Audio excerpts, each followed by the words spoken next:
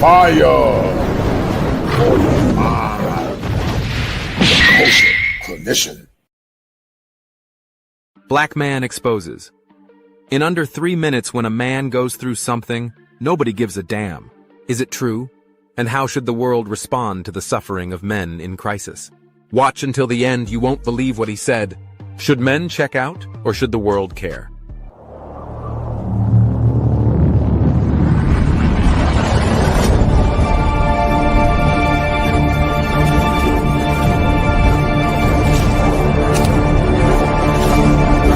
Faith is before you. Choose wisely.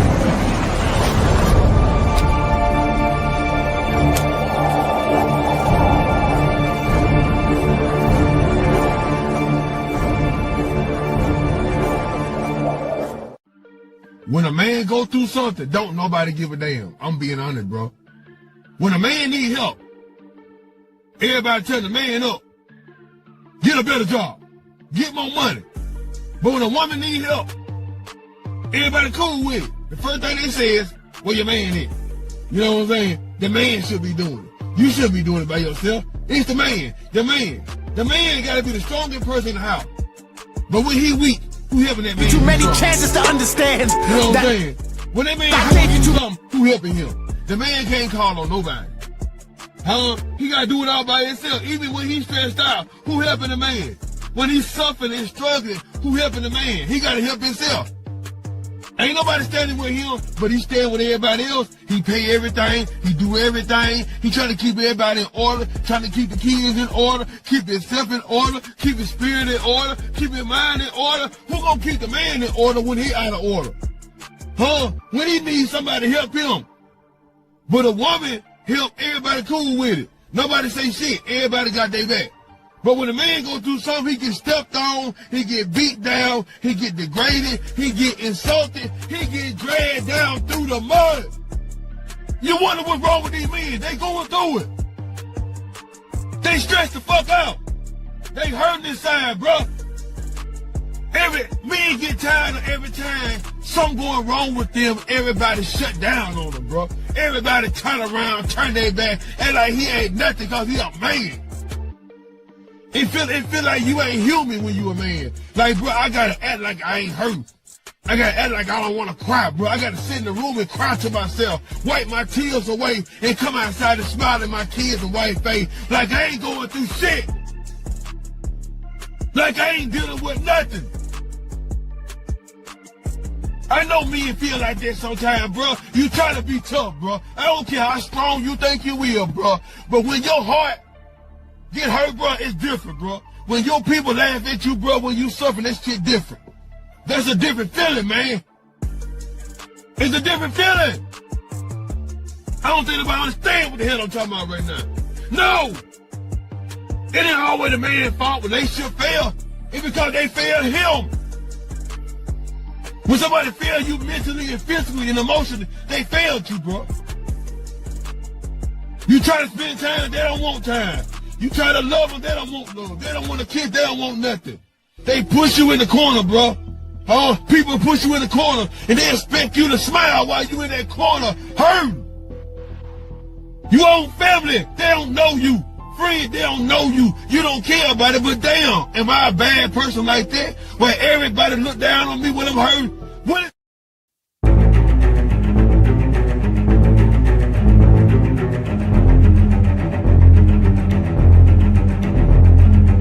When men fail to lead, the children rebel and the women take over. Fall comes to us in its own time. Fighters, keepers, losers, we. So I want to start it off by asking a question. Why are men always number two? Why, when we speak about men's issues, is it men are victims too? Men need support too. Kids need dads too. Good men exist too. Two. It's always the afterthought that men have struggles in this world. It's always an addition to what the world deems the real problem, which is the struggles of women. So why, I ask you, are we always putting men number 2? And when we so easily do that, how can we not realize that men have struggles too? And there I did it. Also, secondary, not as important. But this month, men should be the focus. Men should be the number 1, because this whole entire month should be focusing on men's mental health and men's health. Let's talk about the reality of men and their mental health. It's estimated that 1 in 10 American men experience depression or anxiety, but less than half of them actually seek mental health help, according to the National Mental Health Institute. Only 36% of the mental health patients in America are men, according to Mental Health America. We didn't need a book or a magazine or a study to tell us. We know that men are less likely to seek mental health care in the United States due to societal norms, due to the fact that men are sometimes shamed, sometimes by their fellow men, but sometimes the women that surround them see them as weak. We know that men face economic struggles, and mental health care is out of reach for so many in our country. We also know that men are underdiagnosed or misdiagnosed in many of these situations, because men sometimes don't even realize the problem exists within them until it's too late. We need to find a path forward in which, 1, we normalize mental health care not just for men, but for everybody. We make mental health care economically feasible, and so it's not out of reach for so many. But even if we get therapy to the point where it's normalized and economically feasible, it's still not readily available. After-hours clinics are minimal. Online availability is minimal. And so for those men that are traveling and working long hours, they don't have the time to put it into their schedule. And for those that have the time, a lot of times it's 3, 6, 9 months, a year before they can even get an appointment. And in that year, lives are lost. We need to find a path forward where, as a country, we prioritize mental health, and particularly Men's Mental Health Month. But happy Men's Mental Health Month to those who support their Black women, who support women in general. Happy Mental Health Month. It's Men's Mental Health Month, but there's something that no one's really covering, so let's get to it. Yes, it's Men's Mental Health Month, but they are sharing that with Pride Month. See, the thing is that men are so low now and people have no respect for them that they can't even have a month for themselves at all. They now have to share that with Pride. So we would rather celebrate a bunch of people running around the streets looking like unicorns with rainbows everywhere and glitter everywhere than we would talk about the fact that the biggest killer in men is suicide, or the fact that men are more likely to go to prison, be gang members, lose their kids in custody battles, divorces, they're going to lose them 9 times out of 10. They're losing money constantly to toxic females, or the fact that they have the highest chances of substance misuse, becoming alcoholics and becoming homeless. We're not going to talk about that, no, but we will talk about the fact that is Pride Month. I just left Starbucks and they're about to close. And I saw this guy unload the truck for, I'm assuming, supplies that probably Starbucks needs. And it's just him and unloading a bunch of stuff off of the truck. Listen, if you're a man and you're out there working hard, hustling, I love you, okay? Because we need you, men. We need you. So awesome. Men are amazing. I support the men. Love you guys. Reaction to that. I really think it's a rational reaction to that. Men are finally like, hey, we've given you all you want. You know, you are equal in every way, and then you're still shaming us. Hit that like button. Go ahead. Do it now before I reach out into that screen and twist your hand like Aunt Esther. Hit the like button. Thank you. Destroy. Fire. For your mind. Kosher. Clinician. If it ain't 7, it ain't kosher. Heaven and hell, that's what they told you. Real men put the strap down and we can toss them. Young heads picking back up and young dolphins. This is our culture. Now we talking kosher. Clinician, masculinity issues, absent fathers who miss you, mama drama don't kiss you, all a part of the ritual. This is how they get you. Separate the men, women, clipping babies pretend to. Damn. Lovers, haters, acting like vultures. If it ain't 7, it ain't kosher. If it ain't kosher, ain't right, gotta divorce us. If it ain't 7, it ain't kosher. If it ain't kosher, ain't right, gotta divorce us. If it ain't 7, it ain't kosher. If it ain't kosher, ain't right, gotta divorce us. This is Kosher Connection. 7 wonders, the whole world gotta listen. This is Kosher Connection. 7 wonders, the whole world gotta listen. This is Kosher Connection. 7 wonders, the whole world gotta listen. This is Kosher Connection. 7 wonders, the whole world gotta listen. Listen. Listen. All right, guys, we're about to start in a minute. I got a special guest in the back by the name of Victor Viziant. I think I said his name right. I don't plan to butcher it. But we're going to have a good show. And I decided to do this show, guys. Been extremely busy cutting grass and washing cars. And been extremely busy. And as you guys know, I'm dealing with the loss of my mother. And I still have my moments from there from time to time. But if my mom was living, she would want me to go on. You know, my mom is eternal now. She's in the presence of God. And, you know, while I'm not suicidal, I'm still dealing with grief in part. But nonetheless, I got a special guest in the back. Him and I have talked maybe about a couple of weeks ago. And I decided to be a man to my word and be true and be real. And, you know, I want to, you know, we're going to chop it up and talk about the precarious nature of male deletion. But not only that, while the world doesn't care about male mental health, as you guys know, I am a licensed clinical therapist. I hail from the greatest state in the union, the Tar Heel state. Many times I do these shows because it's predicated on combining urban topics with clinical concepts. Many times you might ask, why do I do shows that are purely clinical? Because Black folks don't like technical clinical stuff. And so I try to be creative by taking clinical concepts and merging it with urban topics. And so I came up with the moniker, the Kosher Clinician, because I said that there are 7 steps to male optimization. And one of those 7 steps is understanding female psychology. And so the 7 steps to male optimization is family, faith, female psychology, finances, world travel, politics, male mental and physical health. Once a man can master those 7 principles, he become optimized. And once he become optimized, he's kosher. And my moniker is, if it ain't 7, it ain't kosher. If it ain't kosher, it ain't right. There are 7 steps to male optimization. And once we learn to optimize the balances of the mind and the heart and the spirit and the soul, then we can see things for what it is. Many men are still under the veneer of thinking that the world has his best interest, especially modern women. And so Victor is he's a renowned author. He served in the military, and he's a married man. And so we're going to talk about all the nuances to male mental health. But not only that, we're going to talk about some of the things that he's been struggling with and what he's seeing in these urban topics and trends. So without further ado, I got my man Victor Viziant in the house. Well, I guess he went, hold tight. He said he stalled for 5 minutes. Okay, so he's coming.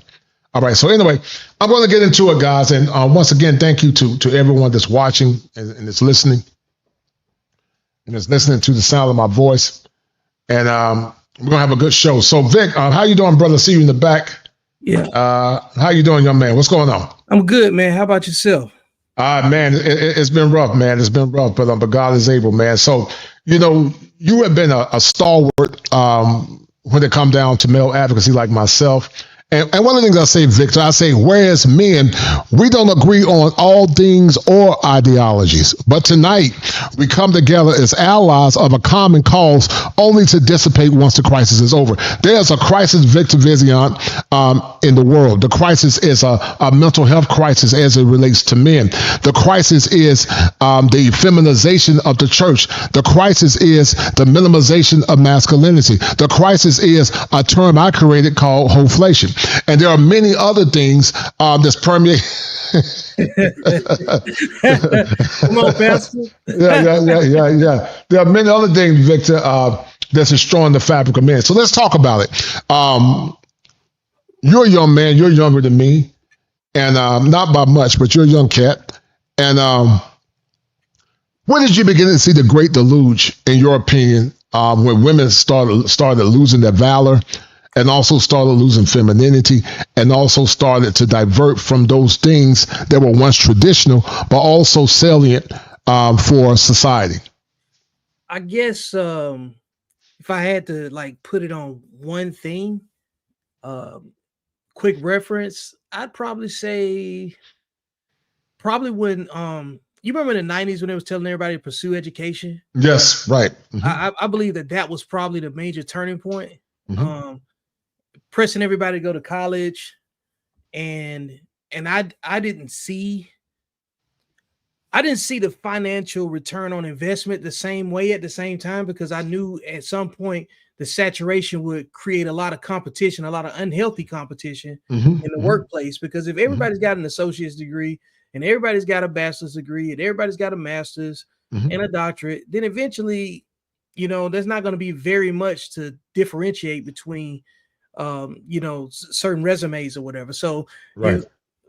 When you get market saturation, then eventually salaries adjust to that too, fields adjust, and it just becomes competitive, for unhealthy reasons. And that's what I think was a major line of demarcation, because a lot of the men, they were the number one providers, whether they were the son, that was being raised by a single parent, or, they had to go to work. The men took off and went to work, went to the military or whatever they chose to go do. And I think that big education push is what divided everything, So that's my thought. Yeah. Well, you and I have talked in the past. We've talked in the back, and tell the audience about yourself, what you're passionate about, and also the crisis that you see in male mental health. It's loaded, but who you are, what you're passionate about, and the crises that you see with male mental health. I'm Victor Vincent, and what I'm passionate about is writing and solving problems that affect men and how they perceive their environments. I don't think enough information is being communicated, well, up until recently, about the threats that men face. There have been, I think, TV and entertainment has made a lot of money off of exploiting men. Right. The same way it's made a lot of money off of exploiting women. But I do think that the push for men to curb the desire for exploitation is now here. And I'm one of the voices that wants to give the tools to identify the threat to whatever may be in opposition to that character. You don't want anything that misrepresent men. So, I write rules and I make law, man. And I use that in my coaching consults. And I'm very passionate about that because, I believe that once a man enters into his 40s, and if he can't teach anybody anything, then what the hell has he been doing? Yes, sir. Respect. I respect that. I think we live in a world, Victor. And, one thing I love and respect about you, we talk about commonalities, we talk about differences. There might be some things you don't agree with me about my position, my worldview. That's fine. And the same with you. But at the end of the day, I do respect you as a man. I think we can be civil in our discourse, and we can be agreeably disagreeable. And I think we live in a world now that, men sometimes feel like they got to posit themselves in a way that goes against the status quo. You served in the military. You talk extensively about dealing with PTSD. And, Victor, a lot of times these kind of shows, I probably have a live call in where I might allow guys to briefly talk about, maybe under 5 minutes, about an issue that they're dealing with. But guys, if you like what I'm doing, please donate to the channel. Support Victor Viziant, him and his channel, and support male-centered content. Sadly, doing shows like this don't get a lot of views. It's almost like salacious stuff. You got to be salacious. You got to be ratchet. Those kind of shows people like. When you do educational commentary talking about male efficacy, it just don't get a lot of press. And, we're going to jazz it up a little bit in a few minutes. But you talked about dealing with PTSD. And when you were dealing with your struggles, well, actually, let's take it back. Let's take it all the way back. born into trauma. A lot of black men are born into trauma. Let's take it back. Okay. I want you to tell the audience about your story of paternity fraud. I want you to tell the audience about your story of paternity fraud, what you dealt with, but also being a combat veteran, how you dealt with being in combat, but also how you were traumatized as a response to it. So before you start, I'm going to show a couple of clips, and I want you to let that marinate real quick. Men are walking away, Victor. They're beginning to walk away. They're beginning to recuse themselves. They're beginning to do what's best for them. The chivalry that was has dissipated.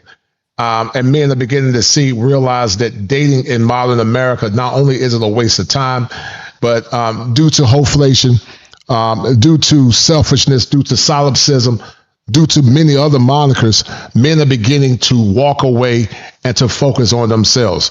When you see these things, we know it's going to be critical to the forementing of society. But when you see these things as a man, what things come to mind with this current epidemic that we're seeing now? I think it's a mix. I think number one, economics impacts relationships more than what we talk about. When people talk about relationships and inflation, the first thing that goes is extracurricular activities, you know, and if men are known for saying nobody's coming to save us, well, the first thing that goes out the window is the extracurricular activities. So you gotta accept that that things that are considered recreation are going to get itemized differently. So that's one element of it. Then the other part of it is the single parenthood element. The lack of dating connectivity is really, if you think about it, if you take the single parents out of the dating pool goes quiet. I think that is saturated, and I think it's reached its peak where there's too many single parents in the dating pool. So those same people are dating each other and complaining about each other.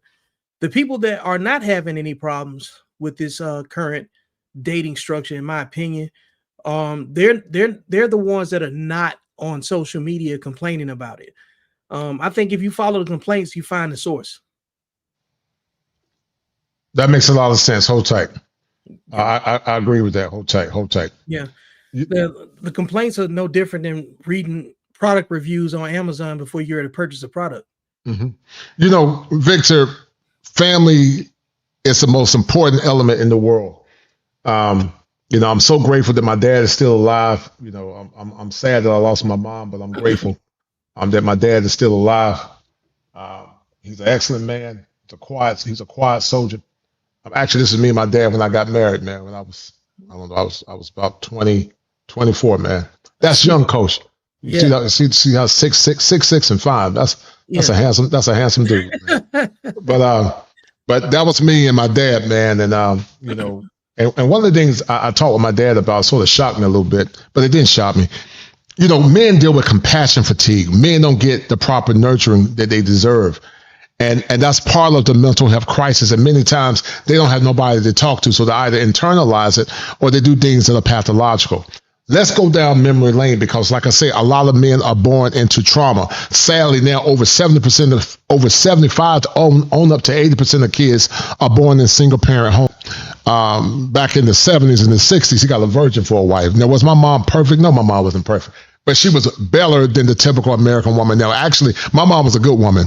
She had her spells like we all do. You know, the Bible said we all sin and go astray. But overall, she was a phenomenal woman. And I'm so grateful that my mom fulfilled her purpose in the world. If my mom had been like a lot of women and some of the women in her family, I wouldn't have been here.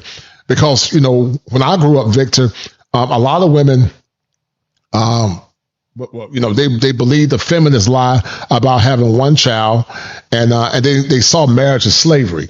And so I'm glad my mom fulfilled her role, because if my mom hadn't had me, if my mom had one kid that wouldn't been the Kosher Clinician, she probably would have died years earlier, and she wouldn't have had the bathroom that I provided for, a nice upscale bathroom for my mom.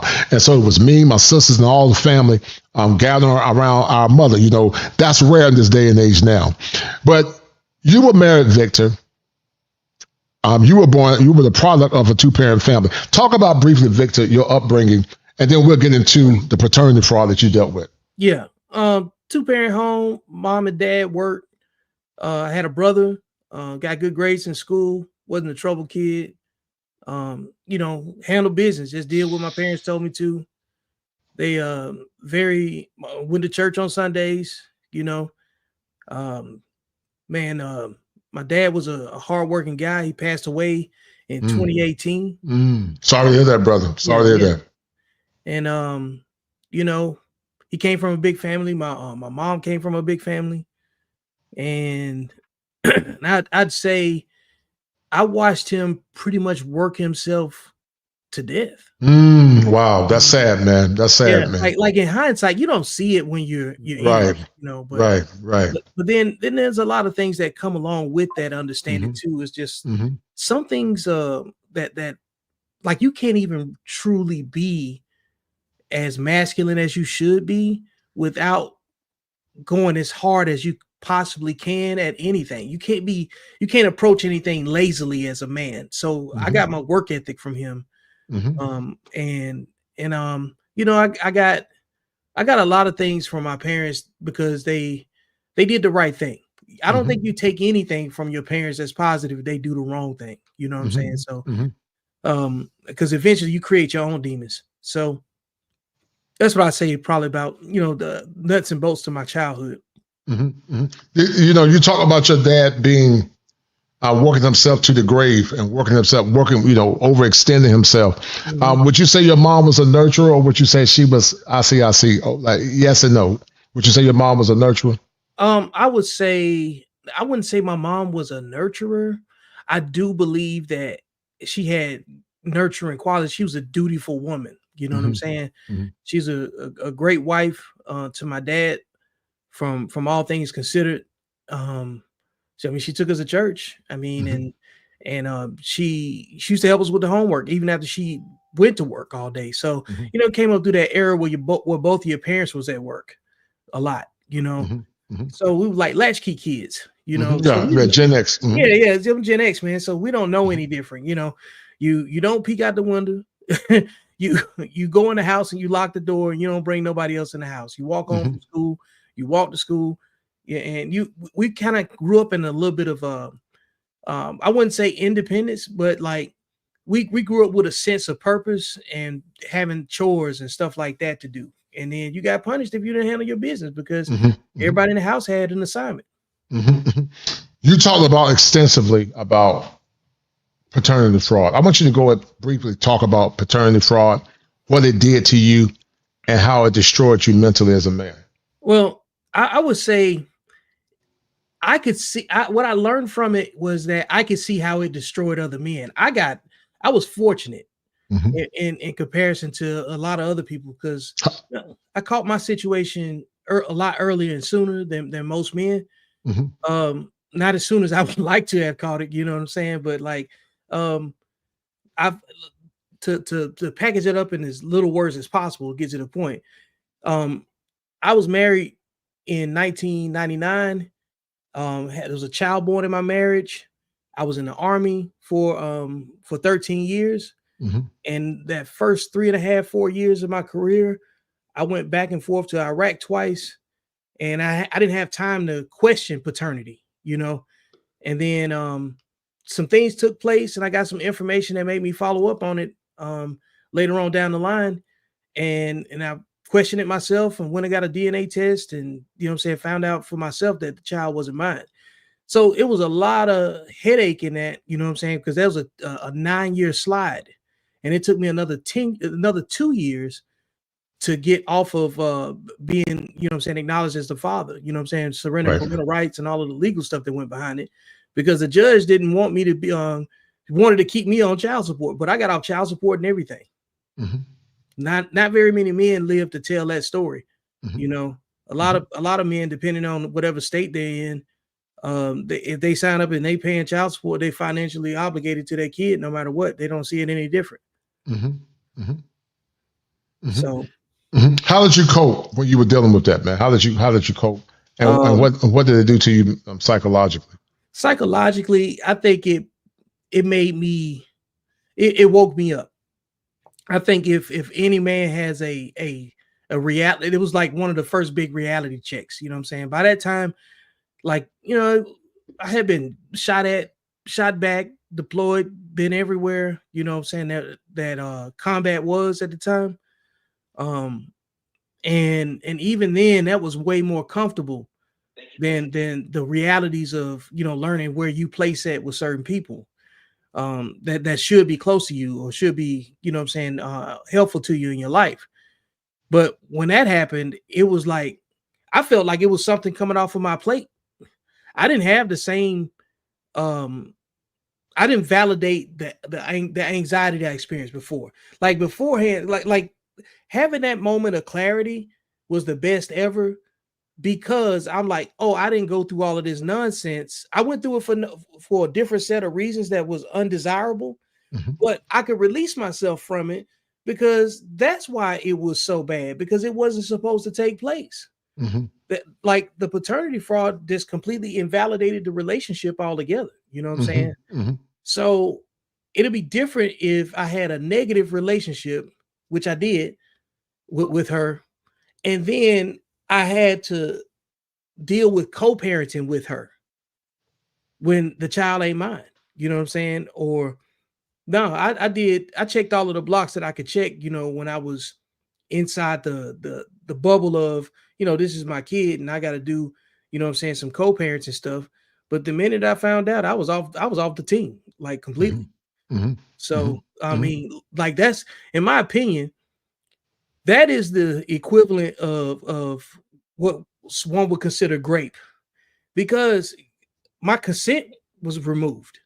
Because if you went and made a kid with somebody else, it would be no different than somebody taking, you know what I'm saying, a woman's sexual integrity from her.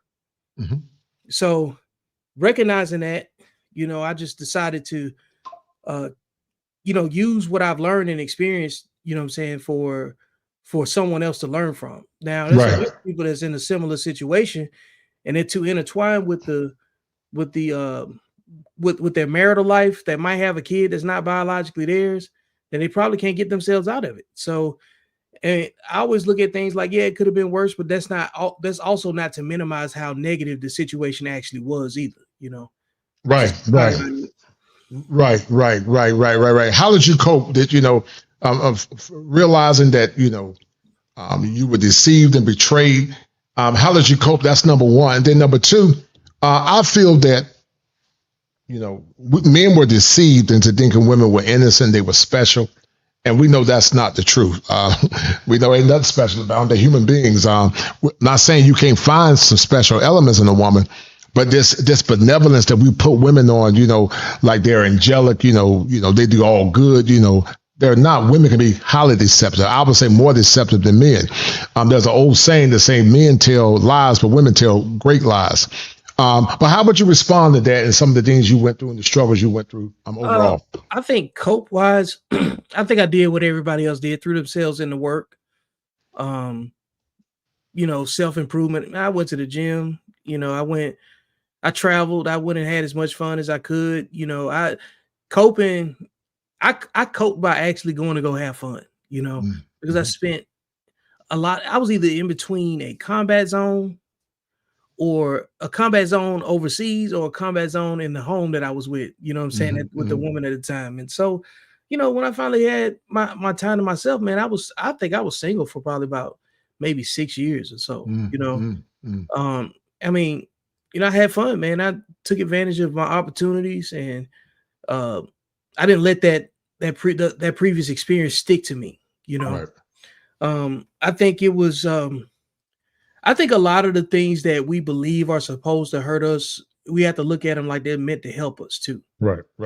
Yeah, like, and most things that are good for you hurt the first time. It's like you don't go to the gym to get you know, you have to earn everything. Everything you earn hurts.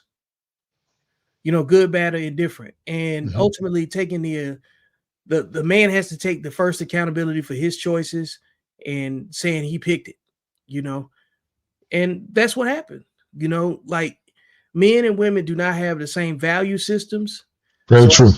So I think that it at some point is delusional of the man to expect the woman to think like him. I don't think that we get very far if we continue to punish women for being women. You know, I think that you, as a man, you reserve the right to use as much scrutiny as possible because you're not thinking about outcomes the same way that she is, you know. I think that is part of it. So, you know, coping, I finally set myself some rules and standards that that made sense for my life at the time, because you have to really sit down and do the math with your life, man. You know, between the age of 25 and 27, that's when you starting to come into the realization about the choices that you make going to impact you by the time that you're 30, by the time that you're 35. What does 40 look like? You know, and you start caring more about information that's actually truthful. And I believe that this is why men lean on numbers more than anything, because when you stop running off of emotion, you know, the world gets very, very hard. The world is hard when you're living in emotions too, you know, meaning like you can make an easy emotional decision, but it's going to be expensive on the backside, you know. The decisions you make based off of empirical data and metrics that involve numbers is going to be difficult because you're going to have to develop patience to see the numbers, you know what I'm saying, accumulate, whatever that might be. So I think you just got a choice to make. It's either zeros and ones or hugs and tears. Right, no doubt. And guys, do me a favor, hit the like button, donate to the channel. We're going to get deep into it, Vic. And shout out to Average Man Unplugged. I got this idea from him. I said, let me do, as a licensed therapist, let me do something about male mental health month. And sadly, they tended to, how can I say, coalesce with Pride Month. But masculinity is under attack. Traditional families are under attack. Everything is under attack. And that's what you want to do. That's your business. You know, I'm a traditionalist. I believe in traditional men and traditional relationships because that's how I was raised. And I'm not going to change that. But I'm not knocking anybody else for doing what they want to do. If you want to do you. Just don't try to shame me for doing me. That's all I got to say about that. But there's a lot of narcissism in the world, Vic. A lot of men have been shamed into silence. A lot of men have been given the bandwidth to express themselves. It appears to me that anytime men try to express themselves, they got to get permission from American black women to some degree. And while we know there's a percentage of decent women overall, I will argue that the quality of black women, you growing up in Alabama, me growing up in North Carolina, is nothing like it was when we were kids growing up. We're not saying that women back in those times were perfect. We're not saying that. We know that, if Granddaddy was knocking down women if Granddaddy was knocking down women, he had to be doing it with somebody. He wasn't doing it by himself. And so that woman was just as complicit as him. But all too often, we tend to, minimize men and say, Granddaddy was cheating on grandmama, or he was cheating on his wife, but who else was he cheating with? A lot of those women were also cheating on their husbands. Would you not agree with that? I mean, yeah, absolutely. It's got to happen some kind of way. Right. And so, a lot of time, there's a misnomer that men were just doing it, and the women were innocent victims. I'm going to run some clips. And we're going to break this thing down, and we're going to look at some of the behaviors that we see, and then we'll talk about it briefly. Hold tight. Okay. Men's Mental Health Awareness Month is in 5 days. But the way y'all have been acting since last June, this month is purely Pride Month. And especially how y'all reacted after that Deontay video. Men's Mental Health Month. But happy Men's Mental Health Month to those who support their black women, who support women in general. Happy Mental Health Month. It's Men's Mental Health Month, but there's something that no one's really covering, so let's get to it. Yes, it's Men's Mental Health Month, but they are sharing that with Pride Month. See, the thing is that men are so low now and people have no respect for them that they can't even have a month for themselves at all. They now have to share that with Pride. So we would rather celebrate a bunch of people running around the streets looking like unicorns with rainbows everywhere and glitter everywhere than we would talk about the fact that the biggest killer in men is suicide, or the fact that men are more likely to go to prison, be gang members, lose their kids in custody battles, divorces, they're going to lose them 9 times out of 10. They're losing money constantly to toxic females, or the fact that they have the highest chances of substance misuse, becoming alcoholics and becoming homeless. We're not going to talk about that, no, but we will talk about the fact that is Pride Month. I just left Starbucks and they're about to close. And I saw this guy unload the truck for, I'm assuming, supplies that probably Starbucks needs. And it's just him and unloading a bunch of stuff off of the truck. Listen, if you're a man and you're out there working hard, hustling, I love you, okay? Because we need you, men. We need you. So awesome. Men are amazing. I support the men. Love you guys. It is June 1st, so it's officially Men's Mental Health Month. Thank you to all of you for waking up today. For any men out there, I know there's been a lot of attacks, hatred, and invalidation of men's issues online under the guise of women's rights. And I know you may deal with the same issues and invalidation in your day-to-day life with people you know. I know you may have a lot on your plate right now. I know you may feel like no matter what you do, you're not good enough, or that you don't matter, or that nobody cares. But here's your friendly reminder that you do matter and you should be heard. So here's a mental health check-in. How are you doing today? How's life going in general? Are you able to engage in hobbies and interests that improve your mental health? Do you have people to talk to and to support you? Do you feel like the people in your life, family, friends, people you're dating or married to, genuinely care about you and don't invalidate you when you have struggles? Because you deserve that. Let me know. I will never understand why women will shit on men for showing any. What happened to women that nurtured men? When you think about your grandmother, Vic, and maybe even your mom, you talk about your mom being a grounded woman. What happened to the nurturing of the souls of black men? Because if a women back in the past acted as a buffer to some of the traumas and stresses that men were going through. It didn't mean that granddaddy sometimes didn't take out his trauma on his wife, his children, or leave or abandon his kids. But a lot of times that was unresolved trauma. Many times it was. Many times we tend to encapsulate men in the lens of negativity, but it was unresolved trauma. But in what way did your mother nurture your father that you saw that resonated with you, Vic, growing up as a kid? Man, I would say that my mom didn't add no unnecessary stress to my daddy's life. Mm-hmm. I think she reconciled her own issues by, the way that she went to church, being active on her own, had her own activities and things. Because my dad worked nights mostly. So he needed his rest. And my mom worked, like the first 8 hours of the day. So, when she came home, it was all about the kids, So I think she did her job on behalf of my dad by not having to involve him overly in the discipline and the of us, me and my brother at the time, because it was just me and him. Mm-hmm. So I think that's what I saw with her. And my parents was together. They was married for 42 years before my dad passed away. So they grew up together, and it was just them. Mm-hmm. I didn't see anything else. I mean, we weren't rich. We weren't poor. You didn't realize that you weren't poor until you got a little bit older. And then you recognize that most of the people that you grew up around that was into all of the flashy things, their parents was likely overcompensating for a lot of stuff that they probably didn't have, right. by making sure their kids had something to show off or whatever. But like, I think they kept it plain. I think they kept it simple. And I think they set a tone of expectation that didn't over obligate anybody else. Right. When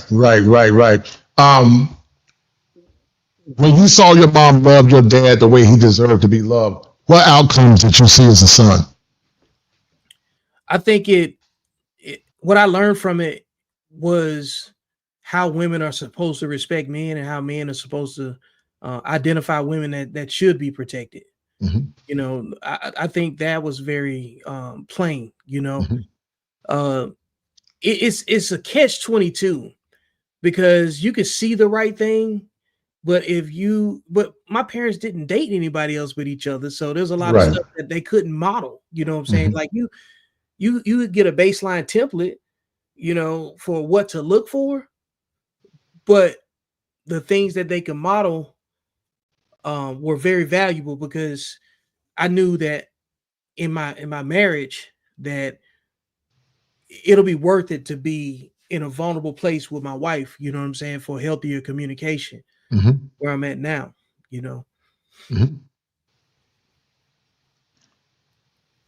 you feel like a lot of men are not getting the proper nurturing that they need, and that's led to a mental health crisis? Oh, yeah. In your opinion? I think a lot of men are being raised by women who have not healed from their own traumas. I think that's the majority of where we are. And I know some people are going to say, "Well, what about the men that left them?" Well, let me go ahead and address that part too. Most of those men that leave those women are all raised in the same format of a household.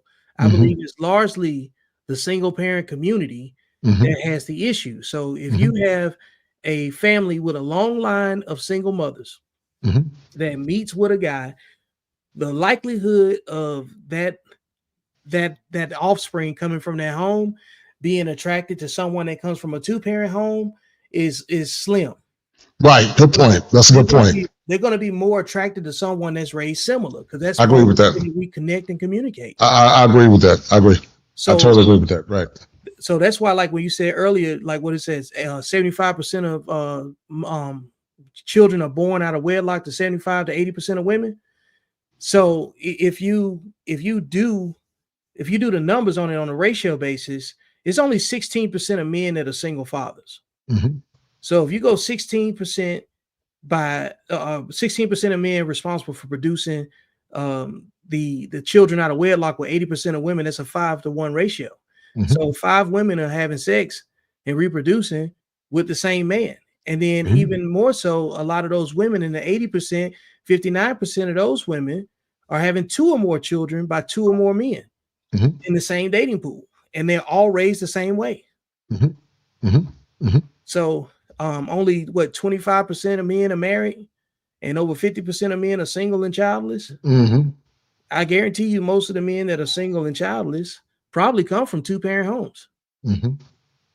Good point.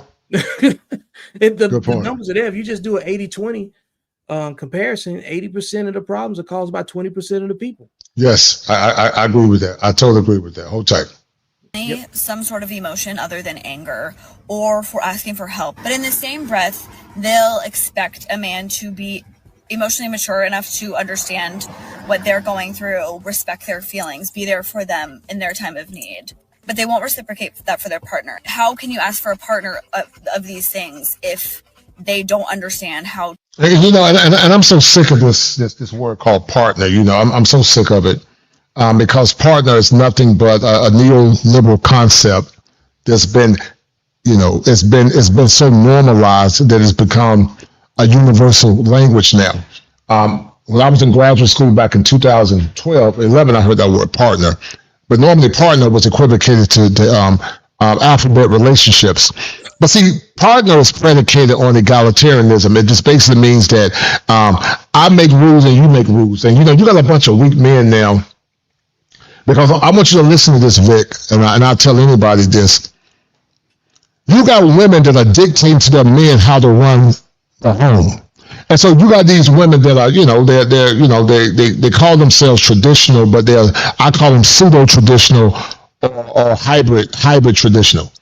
And they're saying on one end they serve their husbands, but now feminism is spreading not only in America, but it's going to Africa, it's going to Latin countries, it's going everywhere. And so I just cut grass a couple of minutes ago. I washed the cars. I did all of that.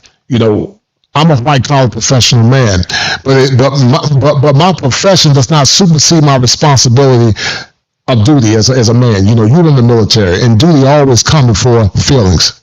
And so you got these women now that sometimes will, and you got these, I call these weak men that allow it to happen because it wouldn't be me. Come on, therapist. They feel like, let's say if you come home early before your woman, and there's no food done. Her logic is you need to get the food ready and don't wait for me. And I say that's foolishness, because your duty as a wife is not predicated on convenience. Duty never supersedes convenience. I mean, convenience never supersedes duty. And even if you are home because that woman loves and honors and respects her husband, she still is going to honor her duty. But the problem is now, Vic, is a term I created called taxation without representation. Women want all the benefits of relationships. They want all the benefits of marriage. But a woman will tell her husband, I'm not going to cook, I'm not going to clean. If you're home, you can do it yourself.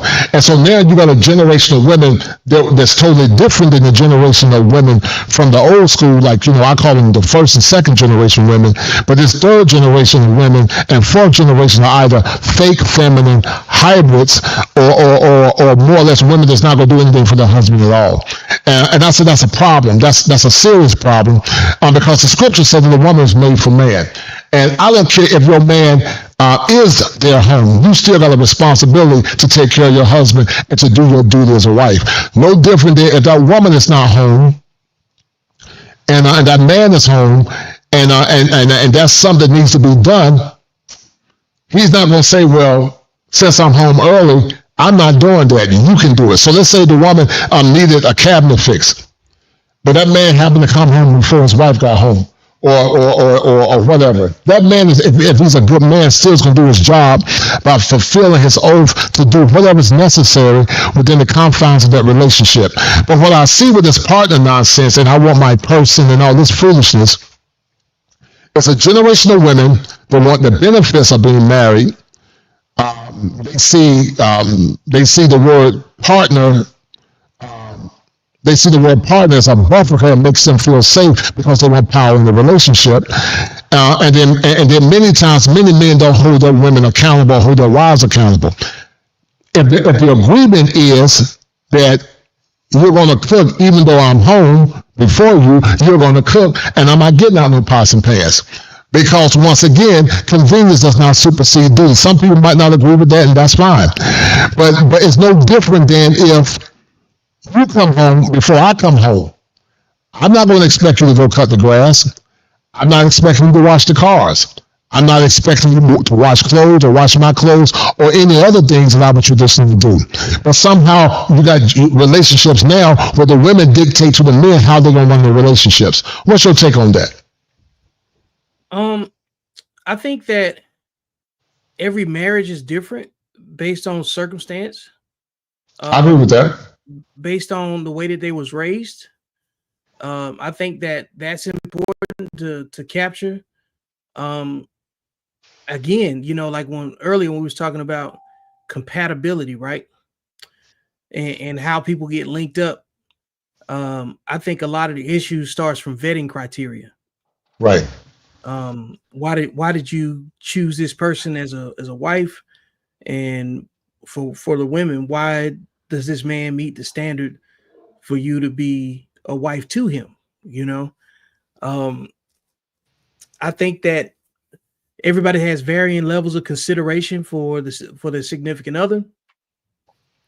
And I think it's very, very important that is captured before people get too far in the relationship before it produce children. But here's the quagmire with that. And what you're saying makes a lot of sense. But I would say in theory that sounds good, but in reality that doesn't happen. You can't vet nobody 100%. You can vet them within reason. You can vet them to the ability that you need to vet them. But the problem is a lot of women pull the mask off once you say I do. And men do it too. But we're not talking about men right now. You're correct. Every marriage is different. But what I'm saying is this. You can't on one end say, you pick and choose when you want to serve your husband when it's convenient. You can't say on one end, I'm not going to cook, even if, I'm not going to cook. If you're home, you're expected to fix your own meal. But then on the flip side, if you come home before I do, and there are duties that I normally do. You don't do those duties. And what I'm saying, and I stand on that, that's a bunch of hogwash. It's a bunch of bull crap. It's the woman's way of manipulating the husband to get what she wants while still maintaining some level of power in that relationship. Frederick Douglass said the power never conceded without a struggle, and never have and never will. The scripture said in the book of Genesis that she will have a desire for her husband, but he will rule over her. Ruling don't mean that she's a slave. It just means that I'm the leader of the family and you need to follow my leadership. But a lot of women want the love, adoration, and respect of a man, but they still want to dictate to that man how to run the relationship. If they don't do it all out in an all right assault, they do it more subtly. And I don't like it, and a lot of men fall prey for it because they allow their wives to manipulate them. And so the crisis that you're seeing now in a lot of men is because men don't stand up to the mantle of responsibility. They don't hold their wives accountable. They act like they're afraid of women. And their wives, what I don't understand, you're a strong dude, Vic. You stocky and you're built. You got some men that can knock out another man, but they're scared of their wives. I never understood that. You can knock out another man, but you won't stand up to your wife. You won't tell you because they're raised by women. Well, that's true, right? They're raised by women, right? The right. guys that's getting in this disadvantaged position that you're talking about, I wouldn't say that I'm struggling to understand it, but I can understand why men that have been raised by women that didn't see them. That's true. I agree with that. If your mama wasn't a wife, right, and you didn't see your dad get respected by women, yes, sir, right, then yeah, you're gonna get manipulated and right, certain terminology and everything because you've been right by women your whole life. Yes, sir. I agree with that. I agree with that. Most men struggle in relationships because they hadn't cussed their mama out. I totally agree. And so now the type of attraction they have is going to be towards a woman that communicates in a disrespectful way, but they don't even recognize it as disrespect because it's just been common language. Verbally abusive women have manipulated these men, and they're the ones that's getting burnt out from negative experiences with women. Yes, sir. I totally agree. I agree with you 100%. And I was thinking about that. And you're right. The common denominator is they were raised by women. Yeah, they were raised by women. Raised by women. They over-identify. We call it in the clinical. We call it introjection. You let your wife dictate to you what the program is going to be. Your wife tells you. So what? You got to ask, like, who's raising the wives? Who's right? Raising the women? Right. Like there was I saw a series of clips on TikTok the other day where Lisa Ray was on Y'all Have Fixed My Life. Right. And they'd had Lisa Ray, her mama, and her daughter, and every one of them communicate the same way that that their grandmother or the mother raised them to be. Right. Because women are cool with conflict. But like if you come from a long line of single mothers, like how are they going to respect men? Right. By the time that they have one in their life, they're not going to talk to them a certain type of way. It's no different than you trying to call a horse a zebra. Right. They're the same phenotype on the outside, but they don't communicate the same way. They don't have the same culture, and they don't respond to threats the same way. Because one can defend itself differently than the other. So when you think about the same as a man that's been raised with his father and seeing his father being respected by your mother, and y'all all grow up underneath the same roof, that is a different format of a household. Now, if you grew up with your parents in separate households and your dad was still getting respect from other women, and you saw your mom not getting respect from other men or not being respected at all, then you can kind of say, okay, mama might have been the problem. You know what I'm saying? Because if your dad move on to have a healthy relationship with another woman, and then you're like, mama, you ain't even, I can't even simulate that conversation. But a lot of men grow up like that, or you got you got a father that should never have created you with the mother that you have. And they're doing a lot of reactive parenting, not proactive parenting, meaning like proactive parenting, like, okay, you get married and you decide in 2 years, we're going to have a kid. And then we're going to have this type of path for this child set up in life. We're going to send them to this school, get them this type of training, this type of mentorship, right? That's proactive parenting. Reactive parenting is what most people are born into. Oh, I'm pregnant. What we gonna do? We gotta move. We got to work things out. So that you haven't been prioritized. So children born in those situations haven't been prioritized the same way, you know. And the tension that goes along with the relationship that created the child is a whole nother animal in itself, because the older you get, the more efficient at your communication you have to become with the person that you got. You know what I'm saying? If you're in a relationship, you have to get better. And, we just now started having mental health conversations in the last 10 years. So imagine how emotionally imbalanced our ancestors were, you know. That's true. I totally agree. I agree with you 100%. Very true. Yeah. Very true. And with you Very as a clinical therapist, and I'm identifying these things, you know what I'm saying?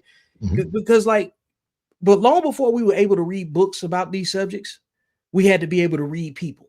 And then back then we had very, very canned assessments about a person. Oh, they crazy. Right. Leave it at that. So-and-so just went crazy one day. Nobody want to talk about all of the things that was built up, you know what I'm saying, that led to that person actually snapping that day. But we had very, very canned Ziploc phrases for what happened, you know what I'm saying, to a person. We don't know all of this, the sexual abuse, the verbal abuse, the erosion of confidence, the lack of reinforcement. Nobody knew what affirmations was when I was 10 years old. What the hell? Right. No, I totally agree with that. Shout out to my man Quiet Faith, who said man's mental health is targeted maliciously overall in society. Suffering in silence is a blessing compared to suffering with a nagging woman. And I would say, Quiet Faith, and thank you, brother, for your kindness. That are they equally bad? I would say they're both equally bad. Because there are a lot of single men, even though they don't have women, they are still suffering. You know, there's a percentage of women, Victor, men that have never been intimate with a woman. I think they said 33% of men are still virgins. Yeah, I remember 2 years ago that number was like 27%, and it's rising. You know, it's rising, right? Yeah, because still virgins. Because think about it, right? The I think the age bracket for that is like 18 to 29, where it's rising. But think about when you were in high school, right? The girls, when we were all in high school, was already getting attention from older guys since they was in their teens, right? Early teens. I believe that men experience abstinence in that same window early, from 18 to 29, and women experience abstinence later in life, you know, from probably age 35 to whatever, you know, maybe I'd go even say probably a push with 45 to about 60. Everybody gets a period of abstinence in their life because women get their gifts up front. You know, men have to hone their gifts. Right. And so a man, he don't even realize what type of competition he's been in with women until he's 30 some years old. And he looks back like, oh, that's why old girl wouldn't talk to me. Because she was messing around with the drug dealers that used to pull up at the school, or whatever, these older dudes that would just give them some money, you know? Right. Because attention never stops being a preferred drug of consumption for, you know what I'm saying, for women. It's a huge dopamine hit for a lot of, you know, and men, we have to rationalize that all attention ain't good attention. We have to be disciplined first, you know? We live our life being told no. Everybody tells men no. Nobody faces rejection like men do. Boys get brought up being told what to do. You can't do this. You're too fat. You're too short. Your hands ain't good. You can't jump. You're not tall enough. You're too tall. You're too smart. You're too this. You're always too something when you were as a boy. You know what I'm saying? Growing up, until you can defend yourself and be able to tell people, you know what I'm saying, to stay out your face, right? And be able to stand on that. Whereas like nobody tells girls no to anything growing up. Right. They get told yes to everything. So by the time that they get to an age where dating and you know, communication with a man, the minute that you tell one of them no, they having a tantrum, you know. They never mature and understand rejection, you know. And then so when you think about that behavior being modeled as a child in a relationship, And then think about the emotional bullying and manipulation that goes with that type of attitude. And you got a guy that's been cultured in rejection, and he finally gets something that's good for him, what appears to be good for him. He's going to get manipulated a lot until he recognizes that he got better options. He can get something better than what he's dealing with, because most men try to stay loyal to the first decision that they made. Because that's true. That's true. We think in the macro. We think in the macro. The women, we look at the objective reality. You know what I'm saying? We say, man, I want to accomplish this goal. I got to do these little intermediate things, but this lady likes me. You know, I think I can work with her, and I think she would fit into my life the right way, because the man got to carry everything, right? That's the way we look at stuff. The woman is like, he got to make sure he tell me yeah to everything, and I need to be able to swipe the card whenever I want to. And I just want to be able to live, you know what I'm saying, as free as I like to. And there's nothing wrong with her thinking that way, because why else would she want to be in a relationship unless it's going to be something that enhances something that she cares about, right? But what men need to understand is that the dopamine hit from that is going to make her elevate her selfishness. It's going to go from, you know, her individual add-on to the relationship to something else. And she's going to turn into her mother. So you better look at her mother. No doubt. Hold tight. To self-regulate and to express themselves and to ask for help, and that it's okay to express these things. Because if somebody doesn't know how to like self-regulate their own anger or be able to like express themselves, how do you expect them to be there for you when you're feeling those things? They don't have the compassion there. It's just like 2 + 2 doesn't equal 4 here. You know what I mean? It's definitely internalized misogyny. Definitely 1000%. But it's like crazy how you just don't have the self-awareness to see those things. You know? It's Men's Mental Health Awareness Month, and I always think it's crazy when I hear that women don't care, especially because men are the root of their problems. And before y'all get in the comments and jump down my throat saying like, oh, you can't say that, this and that, da-da-da-da-da. When's the last time you asked your homeboy how he was feeling? Or if he's doing okay, or if he needs anything? I've seen a lot of arguments being like, oh, women don't care about men's mental health and blase blase. Number one, I don't think that's true, because all the women I know take care of their boyfriend, their husband, their father, their friend, everyone around them. That's not true. And I also don't think that's true, because women talk to each other about their mental health issues, and they do it fairly regularly, almost every day, if I'm being honest. You can't be incapable about talking about things amongst yourself and then wondering why people don't acknowledge it or take it seriously. I do think men's mental health is serious. But if you're a man and you can't turn to your homeboy and be like, hey, I'm going through something, I need some help, I need some advice, then you cannot. Men's mental health does matter. That said, why aren't they making it matter, right? Why is it a woman's job to make it matter? While they're spending all of their time criticizing us and judging us for the communities and the spaces that we built to support each other and love each other and understand each other, while they're judging us for doing that, maybe if they created some of those spaces of their own, they wouldn't be so fucking lonely. Maybe instead of protecting and safeguarding all the money and the assets you actually don't have, maybe you can focus on protecting and safeguarding each other, but not in the boys will be boys way, but more so in the way of holding each other accountable, which I know makes you guys uncomfortable because you don't actually speak to each other, but that's a whole different conversation. Let's be so for real. 90% of all men's struggles and problems come from women. Let's just start there. Totally agree. Let's be so for real. The reason that so many women don't actually care about men's mental health, even though they claim to care about mental health, is because it would be a reason for them to actually have to look in the mirror when 90% of all men's problems are created by women. And what's actually fucked up is women will say that men need to open up and like they care about men's mental health. And guys, forgive the language. These clips sometimes got profanity. We'll get back to her in a minute. But I found it very fascinating, Vic, that this woman said that men create their own mental health crises. And maybe a small percentage does, but overall that's not true. Paternity fraud is not created by men.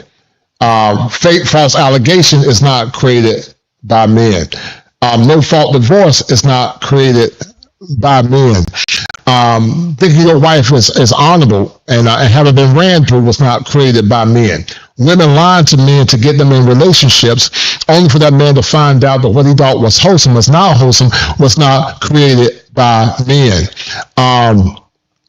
The woman that you love, once again, thinking she's honorable, but the whole football team had her, wasn't created by men. And there are many, many other idioms that are not created by men. The scripture said that a quarrelsome and contentious woman will run a man to the roof on the rooftop. And then it goes on to say that a wise woman builds her house, but a foolish woman tears it down. Even the scripture talks about that. But what I find baffling and amazing is the lack of self-awareness that a lot of women have. And Vic, what that's coined, in my opinion, I created this clip a couple of years ago. I call it the Medusa complex, and I'm going to show you this clip real quick. Okay. But it's the Medusa complex. Hold tight. It's often been said that art imitates life, and when art imitates life, it asks us the question: why are we seeing the things that we're beginning to see? In this show of the Kosher Clinician, we will be exploring the dark triad and the dark triad personality traits that are often seen in modern women. We will be exploring Machiavellianism, psychopathy, and also narcissism, as those three traits appear to be prevalent in modern times. We're going to explore the definitions associated with those three variables, but also we're going to be exploring some of the celebrities that could or more or less appear to have some of those traits. As I said earlier on this stream, with art imitating life, it appears that later in the past that some of the women that we're going to be talking about, like Meg Thee Stallion, Monique, and Jada Pinkett, is a reflection of modern women. Did you guys know that the vibrations that other people send out as signals can more or less be impacted inside the psyche of a man through subliminal cues, or also through the subconscious? We're going to explore how the Medusa complex, a term that I created, defies or more or less explains some of the behaviors associated with modern women, as many modern women appear to have the Medusa complex. The Medusa complex is a complex that often leaves many women petrified when they look within the mirror. They can't see themselves because if they saw what they really are, then they will actually crack under pressure. And many would say that the Medusa complex is a byproduct of a condition called cognitive dissonance. But that's not the topic of the show. The topic of the show is to explore why many appear to have the Medusa complex. And could it be that the Medusa complex is a byproduct of the dark triad, which in essence includes Machiavellianism, psychopathy, and narcissism? Sit back, relax, and enjoy this show as I bring it to you live from the greatest state in the union, the Tar Heel State. And I need you men to remember this as we seek to bring balance to the union as it relates to relationships in modern times. If it ain't 7, it ain't kosher. If it ain't kosher, it ain't right. Have you been a victim of the dark triad forces that more or less have invaded your life? Have you been a victim of modern... And you talked about things being canned, and also we didn't understand mental illness to the point that we understand it now. A lot of men are dealing with women that have personality disorders. They have dark triad traits. They have traumas impacted on themselves by dysfunction in their lives. And also they have a lot of vitriol due to institutionalization and also liberal indoctrination.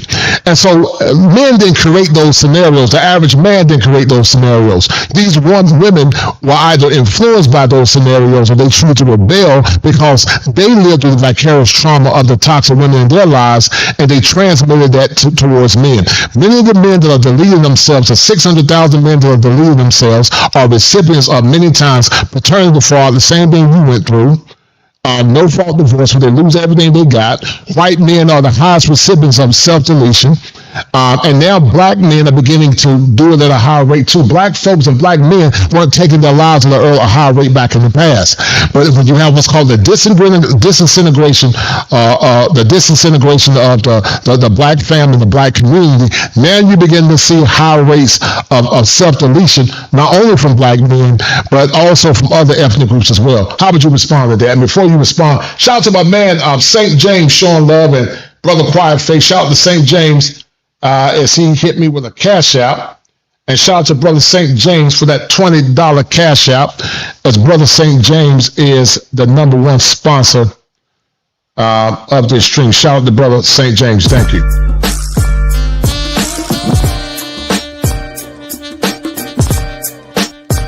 It's the money.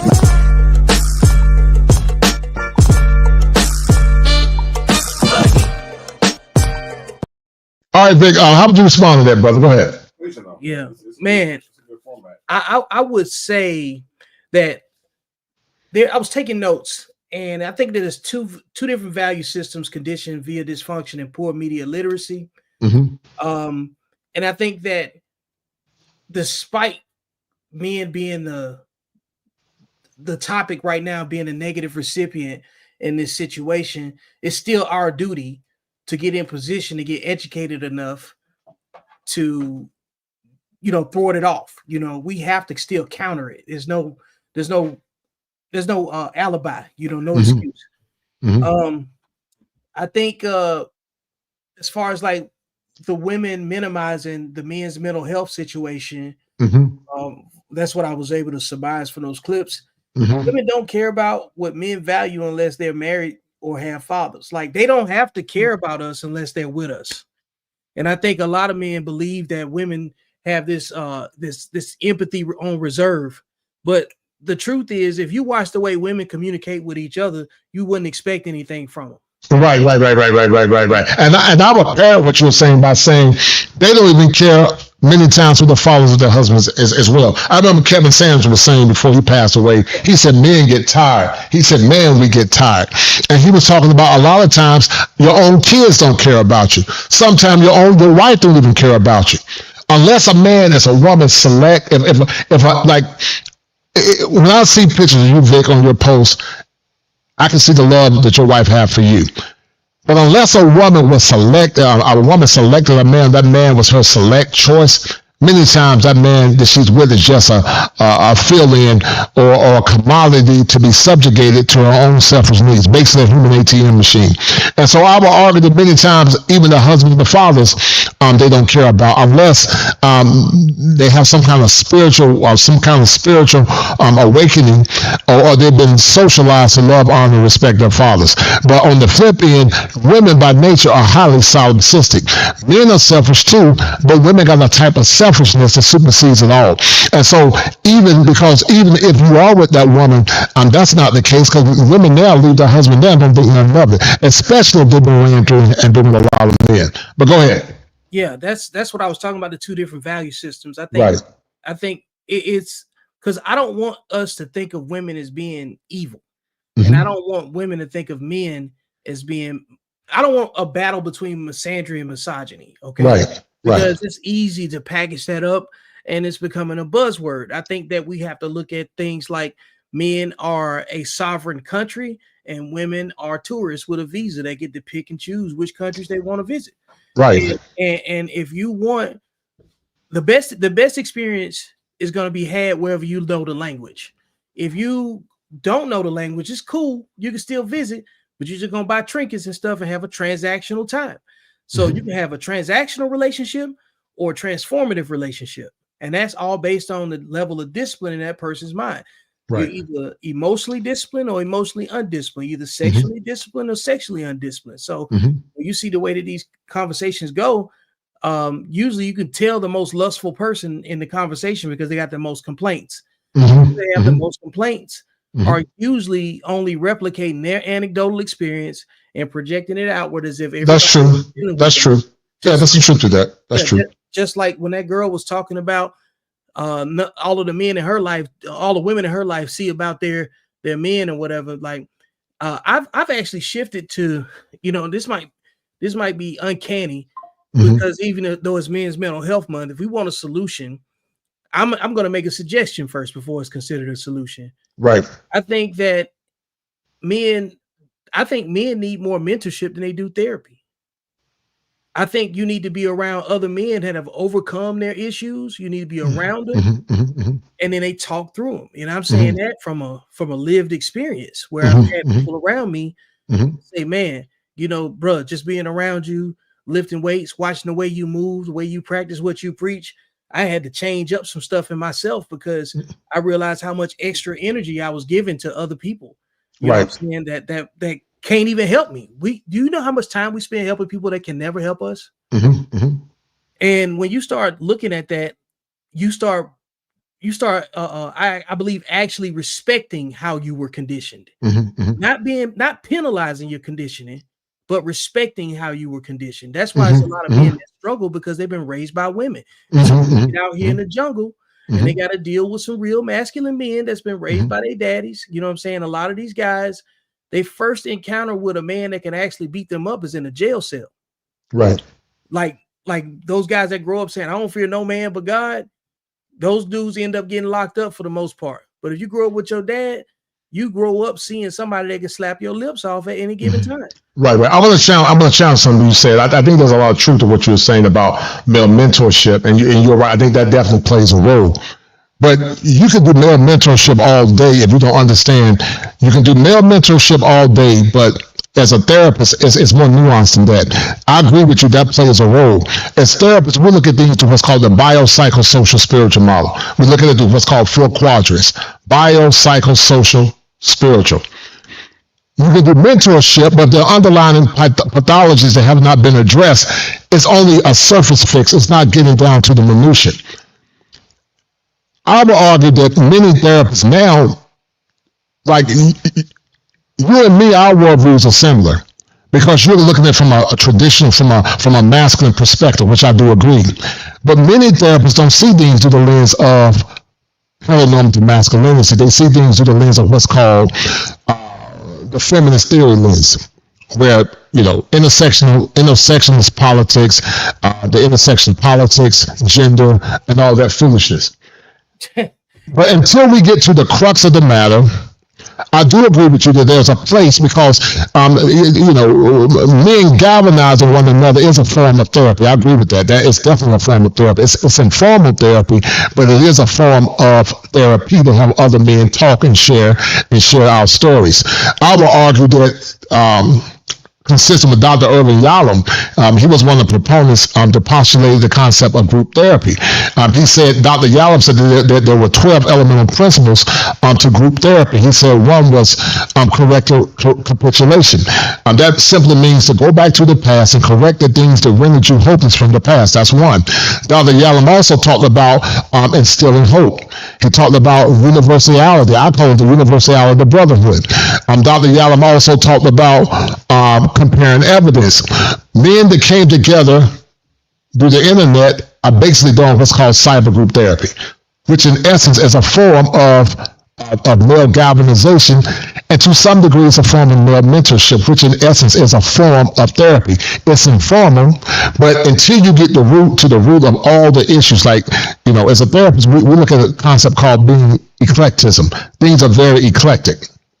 And so things are eclectic because they're broad. They're very broad, and they're very much more or less spaced out. And so when we talk about eclecticism, a lot of times, it's just not one treatment model. We have multiple treatment models that are used to help address issues that are going on.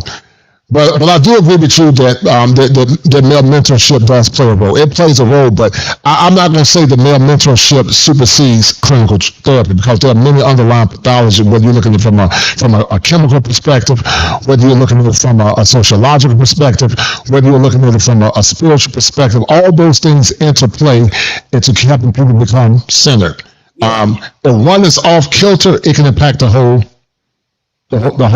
thing. But go ahead. I agree with what you're saying. That's in the nuance of it, right? People that need extra care, like if you got a foot problem, you go see a podiatrist. You know what I'm saying? So you don't just go see your general practitioner. They recommend you to a specialist. So, but when it comes down to implementation, you need mentorship. You need to be told what to do sometimes. I agree with that. See, what's crazy is that we'll get a dog, right? And the dog's behavior says, oh, the dog needs to go to training. We'll look at our kids, if we have them, and say the child needs some home training. And even if you don't have kids, you recognize children that don't have any good home training. You recognize poorly disciplined football teams, basketball teams, and you could tell they don't practice or whatever, right? But somehow, some way, we think we're above going to go get training, you know what I'm saying, on how to be better. Everything that's affiliated with training is rooted in discipline. There's no such thing that you can add discipline. There's nothing that you can add discipline to that gets worse. And most times it's not coming into fruition for people because they're not around people that have had to reconcile their own situations. You need to look at when you get ready to buy a product and you go on Amazon to buy it. Don't you look at the reviews unless it's something that's already proven? So that's why you need men speaking from a certain perspective to bring light to it. And when you listen to people that talk and they only harp on, they're experts at the negative, but they don't have any stories where they actually prove their concepts. Then when you start listening to people, all you can hear is the negative. And you realize that they go into everything with a mindset that's based on scarcity. So they're usually mostly undisciplined. They're part of the continued cycle of self-sabotage, manipulation as well, trying to guess what the other person is about to do to them. They're preparing for chaos instead of success. So I think at some point people got to go to the root. And I'm actually writing a book called Source Work. Shame, regret, and guilt is at the root of every person's character. You know what I'm saying? Everybody's got a secret. Everybody's got something that they don't want to come out. And the fear and all of that goes along with it. Those are the components of fear. That's something that they don't ever want to be abused by with the wrong woman. But if they don't go back and look at the source of how they was cultured and conditioned, because what we're talking about is the result of being conditioned. Because we go out into the world based on should. Men think because we are noble and we do great things and that we mean well and we say the word should, that's like saying hocus pocus and abracadabra. Everything on the other side of the word should is supposed to be perfect. You're supposed to think like me. You're supposed to have all my considerations already met. You're supposed to. You see what I mean? But all of that is a grand, what's the word I'm looking for? Assumption. That is like a grand assumption. And when you start seeing how many assumptions you make, you temper your expectations. And why do you temper your expectations? Because of experience. Women live on expectations and men live on experience. I agree with that. Shout out to my man, the International Quiet Storm. I agree with that. I got my red pill moment on men's health when my best friend took himself out. Family course destroyed him and fed him to the wolves of alcoholism. Yes, sir. He never stood a chance. And you're 100% correct, the International Quiet Storm. I'll share a couple of stories with you guys. You know, I taught school for a while. I lost my job as a teacher I lost my job as a teacher, when found out my wife was unexpectedly pregnant. My mom was going through some physical and mental health issues at the time. I was in undergraduate school at North Carolina Central at the time. And so I had like 3 different traumas hitting me at once, just pulling me away, going through crisis after crisis after crisis. And as you guys know, this month, not only did I lose my mom, I had a head-on collision where I could have lost my life. There wouldn't been no kosher clinician overall. And so my heart definitely goes out to your friend, International Quiet Storm. But all too often, too many men go to the grave with dreams deferred. They don't have a voice. They don't have other men that can speak life into them. And the cycle continues on and on, over and over and over and over and over again. And that's problematic. So thank you, brother, for that $10 super chat. Thank you, brother. Thanks a lot. But guess what? The moment that a man actually does start to open up, the first thing out of her mouth is like, what did you do to deserve that? What did you do wrong? The crazy part about all of it is that y'all will sit here and say that you want a man's vulnerability, you want him to open up to you, but the moment that he does, you look at him as weak, you call him gay. How many times have women come on this app and told men that they're soft for opening up?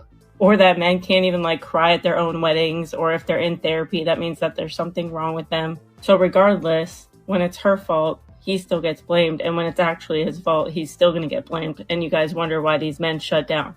But also, men don't need to walk around being these perpetual victims and in their victimhood the same way that women do. A genuine question, what safe space have women created for each other than bashing each other, critiquing each other, sleeping with each other's boyfriends, talking shit about each other behind each other's backs? It's a perpetual cycle of being like this mean girl. But not only that, y'all will preach fucking sisterhood until you're blue in the face while you gaslight each other, manipulate men, and call it women empowerment. So is that what you consider a safe space, womanhood, a great group of friends? It's fucking fake. And the only reason that you guys use each other is to validate each other's feelings, because the moment that a woman doesn't validate another woman, y'all are not friends anymore. Men don't need to walk up to their friends and feel validated and in the right for things that are going on because they're solution-based human beings. Men don't need this village behind them that basically perpetuates a toxic cycle and keeps them in their victimhood the same way that women do. Most women don't actually care about men's mental health. It's about being validated in a sensitive way that is selfishly driven to be in their victimhood and actually has nothing to do with giving a fuck about men or men's mental health. I totally agree with that one. Hold tight, Vic. Hold tight, Vic. Go ahead. Go ahead. One of the things I wrote down before she even spoke it is like I said, most women care just as much about men's mental health as men care about women's education. Right. right. We don't care at all. So like that's what I'm saying. We got two different value systems. I totally agree. I agree with that. We have to accept that. I said women that have sons, fathers, and brothers value men's mental health differently based on relatability. If you if you could take a woman that grows up in a house that's got brothers, got an active father that's, you know what I'm saying, teaching them, leading them, and taking care of their mom, their perception of men's mental health is going to be vastly different than a woman that grew up in a household that's raised without men at all, you know, or especially they never seen their mother be in a respectful relationship with a man. And I said, women that have sons, no, the lack of empathy isn't an indictment more than it is an indication of a matriarchal split in society. There's a ton of women that have been raised without men. So it's kind of delusional for men at some point that have been raised with their fathers, that have been raised around respectful communication between men, to expect women that have not had that same experience to value a man's experience. So this is why I talk about vetting all of the time. And that's why I wrote a book about this. It's called Accountable Masculinity. And it's a direct front and a solution to toxic masculinity, which was, you know, a social media phrase. And this is about identifying the disciplined man in you. So in this book, I lay down some very specific criteria, 5 rules. Men focus on themselves, become better, right? Be useful. Nobody picks up the phone and calls useless men. You know, the other part is you want to be useful to your network, you know, because you can't access better understanding, better anything without a network. Rule number 2 is we don't argue with women. That is the greatest psychological manipulation that's cheap, but it's expensive. If you look at the way women communicate with each other, you'll quickly recognize that you'll never solve a problem by winning an argument with a woman. Right. And there's no value in it. Rule number 3 is decentralized leadership, knowing when to lead and when to follow, you know, and that's the basis for respectful communication. That's absolutely necessary for you to move through life anyway, you know. And I think a lot of people don't understand the adversarial language does not create healthier conversation between us at all. Rule number 4 is legacy and equity. What you do 80% of the time is going to produce and reflect an outcome, you know, that's in line with the way that you was thinking. So if you move in undisciplined, so case an example, right? That car accident that you got in, it was a head-on collision, right? How much different would that have been had you been intoxicated, even though you weren't at fault? You see what I mean? Like you'd have to consider that variable, you know? But because you was doing the right thing, that's not something that they can flip back on you, because they're going to look for any and every opportunity to make you responsible for your own negative outcome, you know, even if it's somebody else's doing. And rule number 5, the most important one, is sexual discipline. Just because you can doesn't mean you should entertain sexual attention from every person that shows it to you. And that's the number one thing I believe that shoots us out of the sky. Right. Just Shannon Sharp got caught up in that nonsense, and countless other black men and men in general. And on top of the false incarcerations built on lies, You don't see no other race of men but black men getting exonerated from crimes they didn't commit. You don't see no other ethnic group being locked up on false premises and hearsay like black men after 40-some years and then coming home from prison because some white woman told a lie on them. You know what I'm saying? And this ain't new. But yet and still, these are the mistakes that men are making with their own meat. And all for some level of validation. Look, Zion Williamson, you know what I'm saying? So I think that when we're having this conversation about men's mental health, I think it's very important that the accountability conversation go with it too. Like, hey, man, these things that I'm talking about are self-inflicted wounds. So we got to fix that, you know, as well. That has to be part of the conversation too. Right. I agree with that.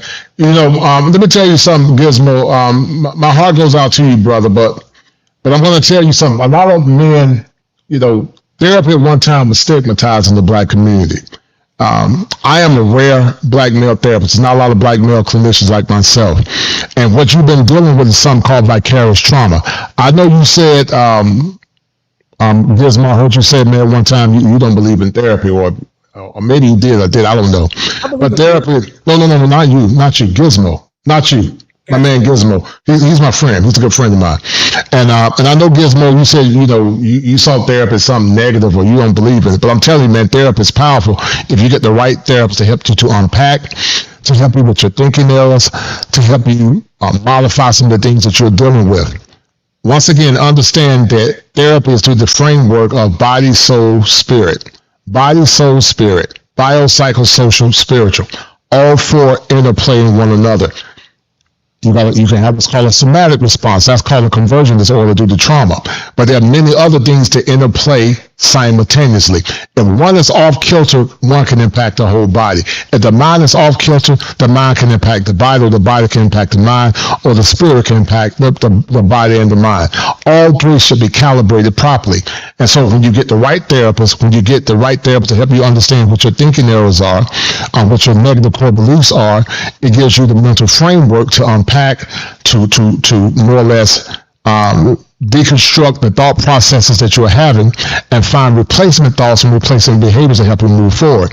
But until you get the records of help, you will transmit that trauma to the next generation. One of the things, Vic, I don't use the N word or the C word. You got a lot of black folks saying, oh, you know, that's my N word. And that's calling other folks the C word. You can't talk pro-black while talking white supremacy, because a lot of that stuff came from trauma.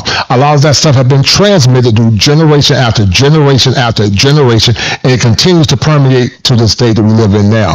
And so there are a lot of things that we say and do that we're not even aware of. We call that unconscious pathology. There's an unconscious pathology of racism, but there's also an unconscious pathology associated with generational dysfunction.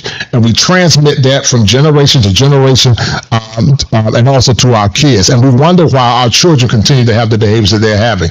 So you got to deconstruct so that you can uncover and recover at the same time. Shout out to my dear friend, but sure, shout out to that dear sister. Shout out to her. That's true. And shout out to Cortez. And let's get back to it in a minute. I want you to tell me what you think about this, Vic. Hold on. So listen, relationship and marriage doesn't mean slave. Slavery is a different word. You're just making up things. You like the word partnership because it makes you more equal to the man. This is what I'm trying to say. You've been socially constructed to believe in equalness. If you peel the layer back, it's feminism. So you've been socially constructed to believe that a man is equal to a woman and a woman is equal to a man. So you don't feel comfortable. It makes you feel insecure when you hear the word relationship and marriage, because it feels like you have less power. Let's think about who has power, right? You get a man and he's taking care of all the bills. He's sacrificing his time to provide you a comfortable life. So guess what? That means that you don't have to be out in the time out. Listen. That means that you don't have to be out in the workforce and competing with the world. That woman is a powerful woman, that she's so feminine that she got a masculine man to sacrifice his time to give her a comfortable life. That's power and femininity. So you're looking at it wrong. You're confusing it and you're twisting it. What you're doing is you're looking at femininity as being weak. What is weak is a masculine woman that wants to compete with another man that she'll never win. You're saying partnership. That doesn't mean slave. So listen, relationship and marriage doesn't mean slave. Slavery. Hold tight. Okay. Now, Vic, I got this off your link, but this is a link you got from Andrew Tate. I think Obsidian had it. I'm gonna play this a little bit. Something Andrew Tate said, and I think you put this up, and I'm gonna let you elaborate on it a bit. And also, guys, go check out my man Vic Viziant's book. Hold tight. Go check his book out. I think his book plus therapy can definitely be a benefactor.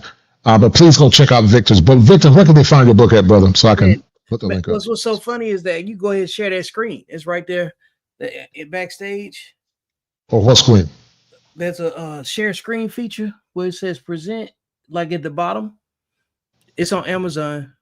Okay, I'll get to it. I get to it in a minute. I get to it in a minute. So you guys, I'm sure you guys can go check out Vic's book. What's the name of the book, Vic? Accountable Masculinity. Identify the man in you.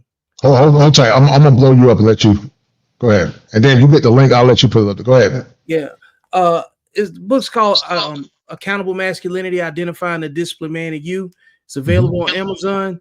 It's also a Facebook group by the same name, YouTube channel by the same name, and it's founded on 5 principles. Men focus on themselves. Rule number 2 is no arguing with women. Number 3 is decentralized leadership, knowing when to lead and when to follow. Number 4 is rooted in legacy and equity. What you do counts. And rule number 5 is sexual discipline. Just because you can doesn't mean you should. I give assessments based off of 5 different characters in this book. Not even characters, but I use examples of Malcolm X, Martin Luther King, JFK, Bill Clinton, and General Petraeus, men in high levels of visibility that had similar situations happen around them, but only one of them came out clean because of his own character. I think a lot of times men get evaluated by characteristics instead of character. So you need to do the same thing. And that book teaches you how to vet for who's going to be a threat to you and your peace. No doubt. Shout out to my dear friend, sister, but Lady Bashir. She says, for the time that my husband is undergoing PTSD via military, I try to keep his life as peaceful and as stress-free as possible. And Vic, you went through PTSD too, being in the military as well. Yep. And we'll talk about that in a few minutes. But let's get back to it. Hold tight. Why would he? I mean, you have to be an idiot. You have to be a simp. So Vic, I got this off. I think Obsidian had, this was a clip Obsidian had, and I think it came off your page. But I don't agree with everything Andrew Tate says, but I agree with him 100% with what he said with this. But hold tight. Kosher, Clinician. What man in his right mind would get married in the West? I feel like the sanctity of marriage is not respected by men or women nowadays. I totally agree with that. Yeah. Of course it's not. It's destroyed. So in the West, it doesn't even make logical sense for a man to get married. Why would he? I mean, you have to be an idiot. You have to be a simp or emotionally, I'm at the point now where I see a man in the West, and I'm not going to talk about the Arab world because it's different. There's a lot more tradition here. It's many years behind. But if I see a man in America getting married, I look at him like he's a simp. I'm like, you're an idiot. You're a dummy. For what? What are you marrying her for? Okay, if she's your high school sweetheart, cool. But no, she's not. She's a stripper. You met her in a club in Miami. So what are you doing? Why are you marrying her? This is all women's fault. Women did this. We were perfectly prepared with the societal setup until women said they didn't want to listen to us. They wanted to be sexually liberated. They wanted to run around and sleep with whoever they wanted. They didn't want to listen to their fathers. They didn't want to listen to their husbands. And they want to be out there doing whatever. And then they want to flip and reverse it because they don't want responsibility. The average woman on the street, if you ask her what she wants to do, she says, I want to go to school and I want to go to college and I want to have fun and I want to explore and I want to travel the world. And I don't want to listen to a man and I want to go all around the world. I want to go backpacking and I want to go to Dubai and I want to go on a boat. And then when that's all done, maybe when I'm 35, then I want to meet a nice man. Then I want to settle down. When men hear this, we're saying, okay, so you want to run around and sleep with everybody. You want to be a slut. And then you want some dude to pick up and pay the bill at the end. No, I don't want to do that. Any man who's optimized for competence refuses to do that. Now, if I, right now, in a hypothetical, because I don't talk about my personal life very much because I have enough enemies. If I went out there and met a virgin, 23-year-old religious woman who's never been with a man, who's going to obey everything I say and trusts me to guide and lead her, would I marry her? Yeah, of course. Yes. It's not about being anti-marriage. What I am is anti the choice of wives that exist in the world today. If I'm going to go to Miami and meet a girl and be like, oh, she's my girlfriend now, and people say, so when you getting married, you've been together a while, I'm going to say, fucking never, because I don't know what she was doing before I met her. I'm sorry, I'm not going to be that guy. And the reason I'm not going to be that guy is because I have been the guy who looks at a girl getting married thinking, bro, if you knew what I knew about her. I can't be that guy. I'm sorry, I can't. And most men optimized for competence can't. And there's not a single man out here. There's not a single man out here in the modern world of this misandrist, matriarchal world where everything about being a man is demonized. If you're remotely masculine, you're called every name under the sun. Who's going to go out there, dedicate himself, work hard, be motivated, struggle to become rich and important and successful and finally make it out the matrix, the 0.001%, to then pick up some woman who'd been running around doing whatever she wants and just marry her and spoil her so that she can eventually take half his stuff. Men aren't doing that. And it's women's fault. I see that. I mean, none of y'all passport bros. And I agree with Andrew, minus the language, guys, forgive the language. I don't endorse the language, but I agree with him. If I was a single man again, I would not marry the typical average American woman. I wouldn't. My dad and I would talk, and I know he loved my mom, but even in loving my mom, my dad said, even though he was 182, but he gets around good. He said he's not getting married again. And so if I was a single man, no kids, never married, I would never marry the typical American women. Don't offer anything but trauma, baggage, and many times severely ran through. And so I'm not selling for that. I'm not. I don't not know other men that want to do it, but me, what my dad got when he married my mom, she was wife ready, no kids, and she was a virgin. Men now are not getting that. So my whole point, what am I signing up for? Why would I have to pay full price for something that's severely used? And I know that might sound harsh, but it's a reality that many don't want to think about, because we still hold men to these traditional archetypes and traditional norms, but yet we don't hold women to the same norms, same standards, and same values. And I think that's why you're seeing the precipitous decline of dating, marriage, and relationships. And spaces like what I'm trying to promote in other men, they're beginning to open their eyes and more or less to reassess and reevaluate what their value systems are and start beginning to demand more. And it's sad because communities are dying. We don't have intact communities. And what you were talking about earlier, Vic, about male mentorship, I do agree with that. I think we do need male mentorship. I think it's important. The only problem now, the male mentorship that we're trying to implement many times might not be congruent with what those men are actually looking for, because they don't see things through the lens of heteronormative masculinity. They see things through the lens of the negative indoctrination that's been associated with their mothers.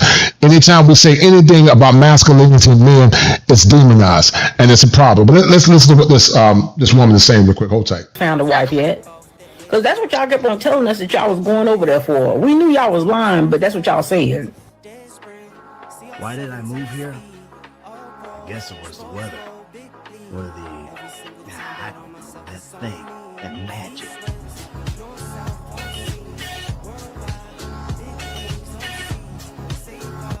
Ain't none of y'all passport bros found a wife yet. And have a shelf life. When they get to a certain part, when they get to a certain look, and they say that? And they do a certain thing, the shelf life ends. So while you're 20 to maybe 30, if you really take care of yourself, you will get to 35. You will have a nice 15-year run. But after that, you're looked at as the old woman in the club now, right? So that changes what you need to do. You need to know this in advance and take yourself off the market before your shelf life value is over. Because that's how us men look at it. Period. I want to tear you up, Esso, because this goes back to when I said that's why we need our security. I'm not even going to go there. Okay, we're going to rewind the tapes, and now you can rewind the tapes, because women have a shelf life. Because I have felt guilty in the past. Do you think women, Vic, are taking advantage of the shelf life that they have, or do you feel like they are being careless with their shelf life? What's your take on that? And guys, if you want to call in, please feel free to call in. Feel free to call in as Vic and I break this show down. Feel free to pop in. If you got a question you want to ask Vic, keep it under 5 minutes. We'll be in the stream in a few minutes. But feel free to call in. But go ahead, Vic. I think it goes back to what I said earlier. Women have a different value system. They don't believe that they have a shelf life, and that's fine.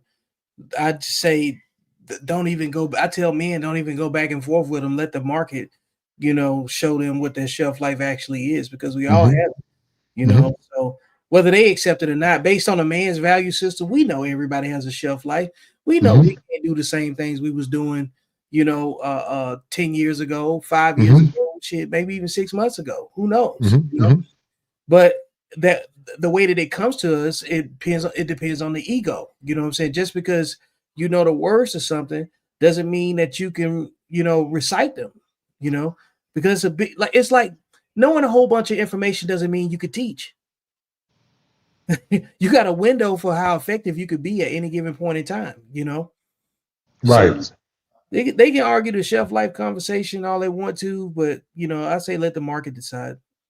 Right. I totally agree, man. And with over 2,000 women, they said 2 million women, if every woman got married today, Vic, 2 million women would be still without a husband. Yeah, even married, right. If all the men in jail, if every man that was able to be married legally to a woman, there would still be half of those women would not get married. Half of the women in the world will not get married. And then and also they, traditionally it was stated that not every being able to procreate is a privilege. It's a privilege, right. And people need to treat it like that. But if people were honest about who they wanted kids with, it wouldn't be so much reactive parenting, there'd be more proactive parenting.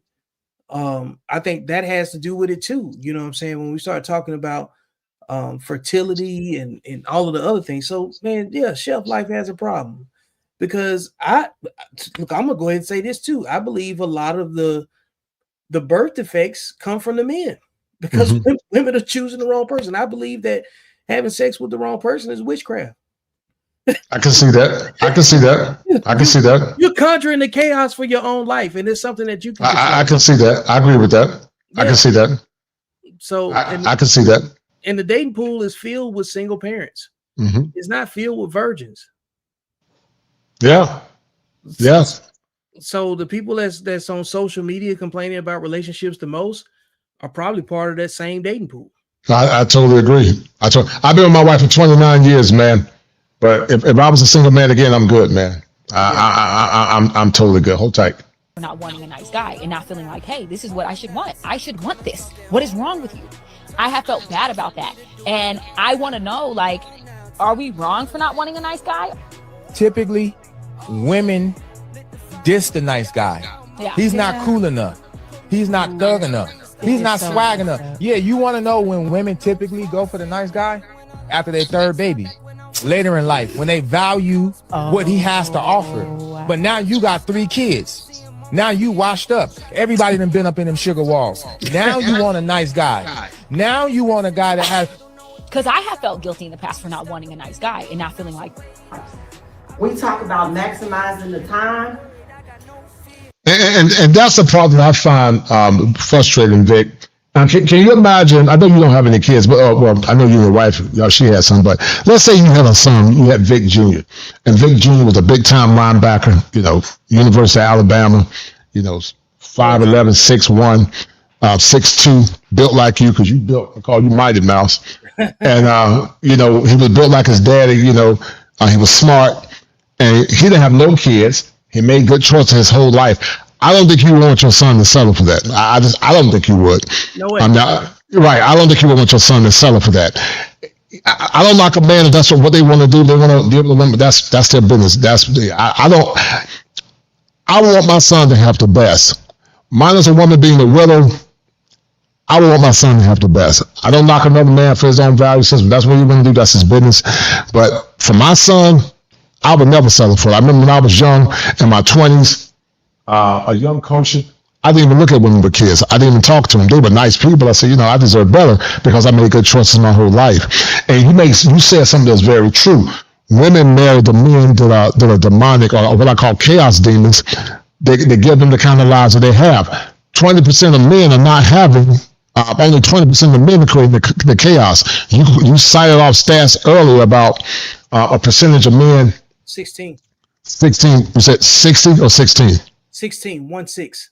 1/6, right? 16%, and elaborate on that. The 16% of men that are causing the most children out of wedlock is single daddies, baby daddies. Right. They're having they're making 80% of the children out of wedlock with 80% of the women that are unmarried. Right. So the single mothers are reproducing with the single fathers. The single fathers are reproducing with the single mothers because that entire community is mostly raised by single mothers. So they're having babies at a 5-to-1 ratio, 5 women to 1 man, and then 59% of that number from the women are having their children with 2 or more men. Right.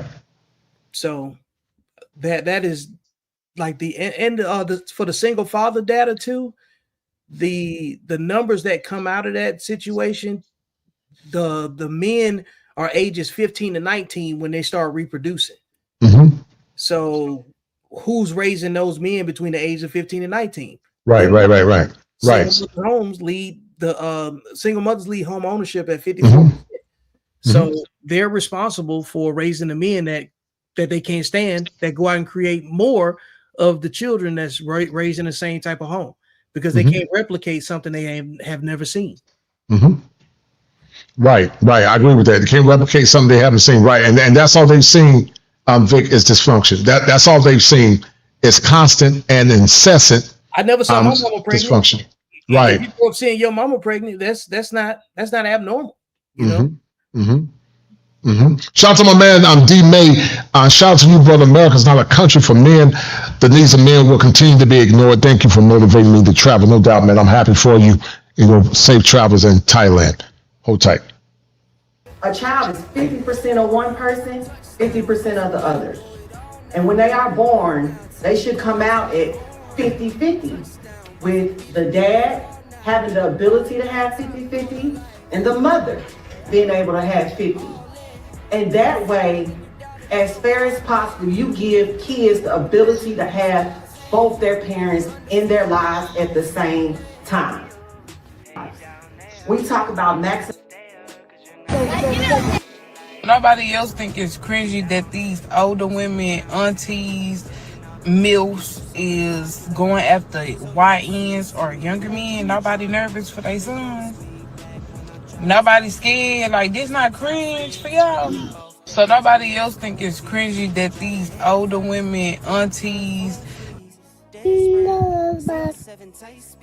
Lawanda Hill, PhD, and Women need men. Yes, they need them for money. So what do you think about the hypocrisy, Vic, real quick, about these women that are going after these YNs? I don't like using that word. I'm not going to use that word, that derogatory word, but the hypocrisy of women trying to shame men for dating younger women, but yet they're going after these YNs. What's your take on the hypocrisy? It means they know their shelf life. That's all it is. Like you can only have the relationship that you can afford, and they don't have anything to do with money.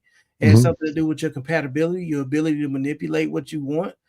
It turns into like the hypocrisy of it being predatory, right? Well, you got to go on the offensive. And generally speaking, most men are not open to direct communication from a woman when she expresses desire for connection. They're a little apprehensive, depending on age and circumstance and whatever else is going on. But in these general situations, it's just women's shelf life that's driving them to do choices based on the availability at the market, telling them, hey, look, who's showing you the most attention and what kind of attention is it? And even then, it's not long-term attention. They have to adjust their priorities and expectations. Again, women live on expectations and men live on experience. So it's not uncommon for a young guy that's in his sexual prime to be in casual sexual relationships with older women, especially of legal age. I don't really care about what the hypocrisy of it is, because men and women got separate value systems, and it's never going to make sense, especially for most people whose grandparents was pregnant with them when they was 13, 14 years old, if that was a scenario, if they, can trace their family back that far. But it's just the market doing a correction. Yeah. And, now with AI taking over, Vic, There's gonna be a lot of sad women, man. You know, like I said, my mama had my daddy. My mom, when my mom had congestive heart failure, and I think she had a heart attack the day, bless her heart, that she passed away. But my dad was there. Now imagine, Vic, my mom was a single woman. They didn't have a husband. They didn't have kids. They didn't have family. Of course, we all gonna die alone. When our spirit exits our bodies. You know, when some of these dummies say, well, everybody goes down alone. But we're not talking about that, Sherlock. We know that everybody technically is going to transition outside of their body to either be with God or to be in the bad place. We understand that in that aspect, that when the soul leaves the body, if they're in the presence of God versus going to hell. We understand that part. But ideally, Vic, if you were sick and you pass away, I'm sure you want your wife at your bedside. Or if you're in your home, it would be more advantageous to have your wife at your bedside than to have your wife. Then you know, perhaps not to have no one at all. Now, I don't think men care about dying alone as much as women do. I think men are okay with having solitude and they die by themselves. I think men are more okay with that. What's your take on that? Yeah, I believe so. I mean, I think that based on conditioning, like a lot of this stuff that I wouldn't say at odds with, but what's a hot topic, it comes from conditioning and people having a trauma response to other people's standards of personal convictions, you know. I think that you have to see a way a person lives their life in order to understand if they care about the way that they die, you know. If some of us we care about going out in a blaze of glory like a gladiator, you know what I'm saying? Die in the arena, and some just want, hey man, just leave me in the woods or something, you know? Right. Like I haven't been around men that cared about where they died. They cared about honor and valor, you know. So I was in the military for a long time, and most of the men I know, they don't want to die in an embarrassing situation. You know? So I think that a man want to go out the way he lived. Like even when my dad passed away, he passed away doing yard work. You know. Oh man, are you serious, Vic? I can't make it up. Wow, man. Wow. He died taking care of the house. You know. Wow, man. He was a diabetic and he had congestive heart failure and you know, the 3-piece routine that goes along with being, you know what I'm saying, black or whatever. But he was a fit man a long time before his health started. Yeah. I remember you telling me that he used to jog all the time. Right. He jog a lot and but you know, he also drank a lot of beer. So you can't run your body on the wrong fuel either. You know? So like, you know, I think everybody gets what they earn, man. You know, right? I agree. You only deserve. I agree. I totally agree with you, brother. I agree with you 100%. Money, doing things around the house, a fixer-up man. So you're more traditional. You believe that the man has a certain role in a relationship? Definitely. So can you explain to me what's the woman's role? Cook, enjoy life, get their money. That's it. Do women? Tell you right now, I am not being submissive. If you want to be with me, Now, Vic, this one is what we talked about earlier that triggered me a little bit. And you know, about them trying to minimize their past and minimize body count and say only God can judge me. I did a clip on that. It was talking about dysregulation of a lot of these model women, but hold tight. you need to be the provider. You need to be the protector. You need to make sure my hair is done, my nails done, my feet are done. Look at my yard. I need my grass cut every single week. Don't worry about how many bodies I got. That's the past. God knows my heart. Bro, let me tell you something about the past. Go ahead, brother. Go ahead. Let me tell you something about the past. Go ahead, man. Women only care about the past when it benefit them. Yeah. I agree with you 100%. 100%. Because I agree with you 100%, brother. Yes, sir. Go ahead. Because the other lie that they will tell is that they will get with a psycho, a dude that everybody said is not the right dude for you. And then later on down the line, they'll say, how come did nobody tell me? You didn't care about the past, so you don't get to have it both ways. Right. Then the other thing is too, that protector provider conversation. This is the buzzwords that I talk about, right? Mm-hmm. Only husbands and fathers are protectors and providers. Mm-hmm. Only husbands and fathers are protectors and providers. Fellas, stop listening to women try to emotionally manipulate you into and obligate you into something that you're not willing to put a ring on. Mm-hmm. If you're not married to her, you don't owe her nothing. Mm-hmm. She could be under your protection for the night, Mm-hmm. or for the day, or for whatever time that y'all spending together. That's fair, you know, but not from her own problems that she created. Right.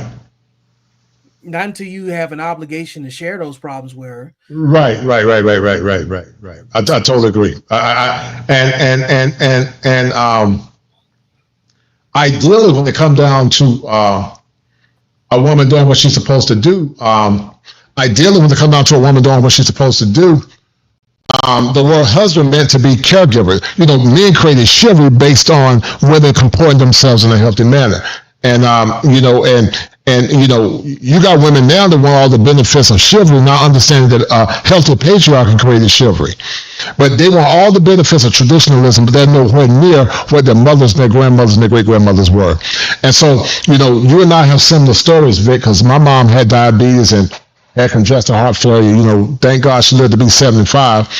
I feel guilty sometimes because I wish I could have been down there to do more, but you're right. You can't live that kind of life, man, and expect your body not to betray you. God expects us to be stewards of our bodies as well. And even though I know my mom is in the presence of God, it still hurts, man. It hurts a lot. And a lot of times, man, people, they just deal with grief the best way they can, or some people don't talk about grief or deal with it at all.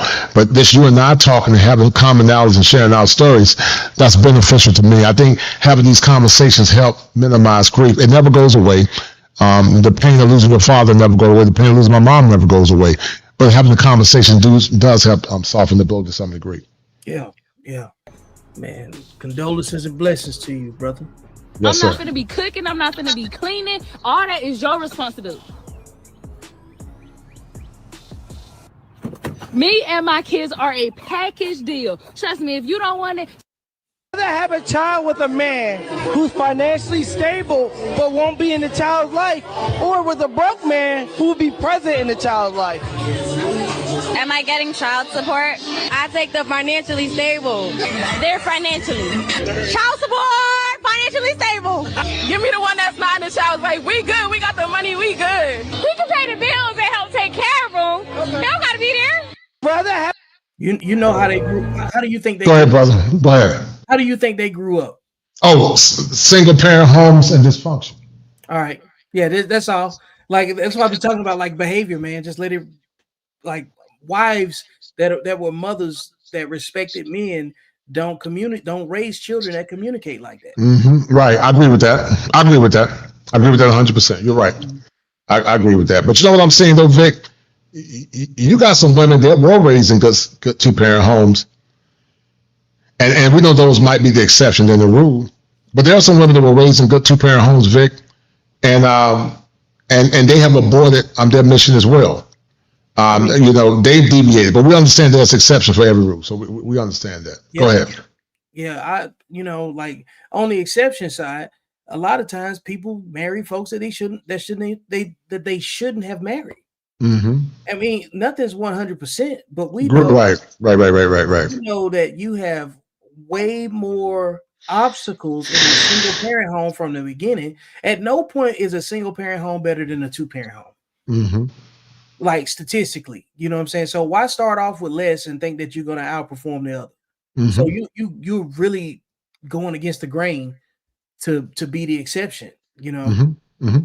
Whereas, like, it's okay to be the exception by actually leading a life with the least amount of trauma as possible, come out healthy on the other side, and not have anything, like, stirring in the background where you have to survive your childhood. A lot of people haven't survived their own childhood yet, and they're trying to create children, and that's some wild business when you think about it. Mm-hmm. Mm-hmm. I agree. Yeah, I totally agree. Hold tight. This is the unwritten truth. I cannot stand when a woman is single and pregnant. This is the bullshit, right? I got snapped. Gonna get pregnant. Stepdads are men that women wouldn't want if they didn't have kids. For sure, they're settling. It's because they're trying to get a man to replace what they don't have.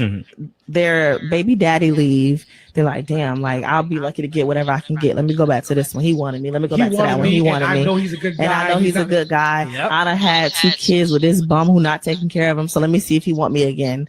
And you know, there's a lot of men that fall for that. And that's the thing. Why would you want to take care of another man's child? I agree. Like that's what you're selling for as a man. Woo, I mean, they'll call you pick me on this. I don't care. Stepdads are men that pretty don't even ensure that you will get a ring. Men don't marry looks. We have sweet looks. Men. What do you say? What do you think about what she said, Vic? I think that is just a dark truth that most women already understand. Again, market correction. The guy that she don't want her, so she got to go with who's ever offering. They know that they don't have that many options in terms, like, especially with kids involved. And they know that there's some dirty work that they don't want to do, especially if they got sons. I believe the women with sons definitely are in that market. Right. And you know, you can't have the least amount of resources thinking you can make the rules. I agree. And you know what, Vic, you know, you grew up in Alabama, I grew up in North Carolina. Back in the day, Vic, if a woman had a baby, especially, you know, she's a widow, that's a little bit more understandable. She lost her husband, you know. But widows that had kids were humble women because they understood that their value wasn't as high as a single woman with kids. But you got chicks now that got 5 and 6 kids by multiple men, and they got all these extraneous demands. And it's baffling. And I'm going to show you a video clip on the end how delusional a lot of these women are. But sure, I will definitely do that, dear. God in heaven is my witness. I'm going to be praying for your father tonight. We're going to touch and agree together. He will be in my prayers tonight. I promise you. My heart goes out to your father, and I pray that God protect him. But I will be praying for your father. It won't be one of those cliches, you know, where everybody say, "Oh, I'll be praying," and all this nonsense, or my condolences. No, I'm going to literally pray for your father tonight. I'm going to get on my knees and ask God to intervene in a special way for your dad tonight. So I will be doing that on tonight. Shout out to my man Detroit 313. So right now in the Indianapolis, I'm seeing a lot of brothers are marrying out to white women in the Philippines. What do you think about that, Vic? Man, I just think it's okay. Another market correction, man. I think it's just a testament that men marry behavior.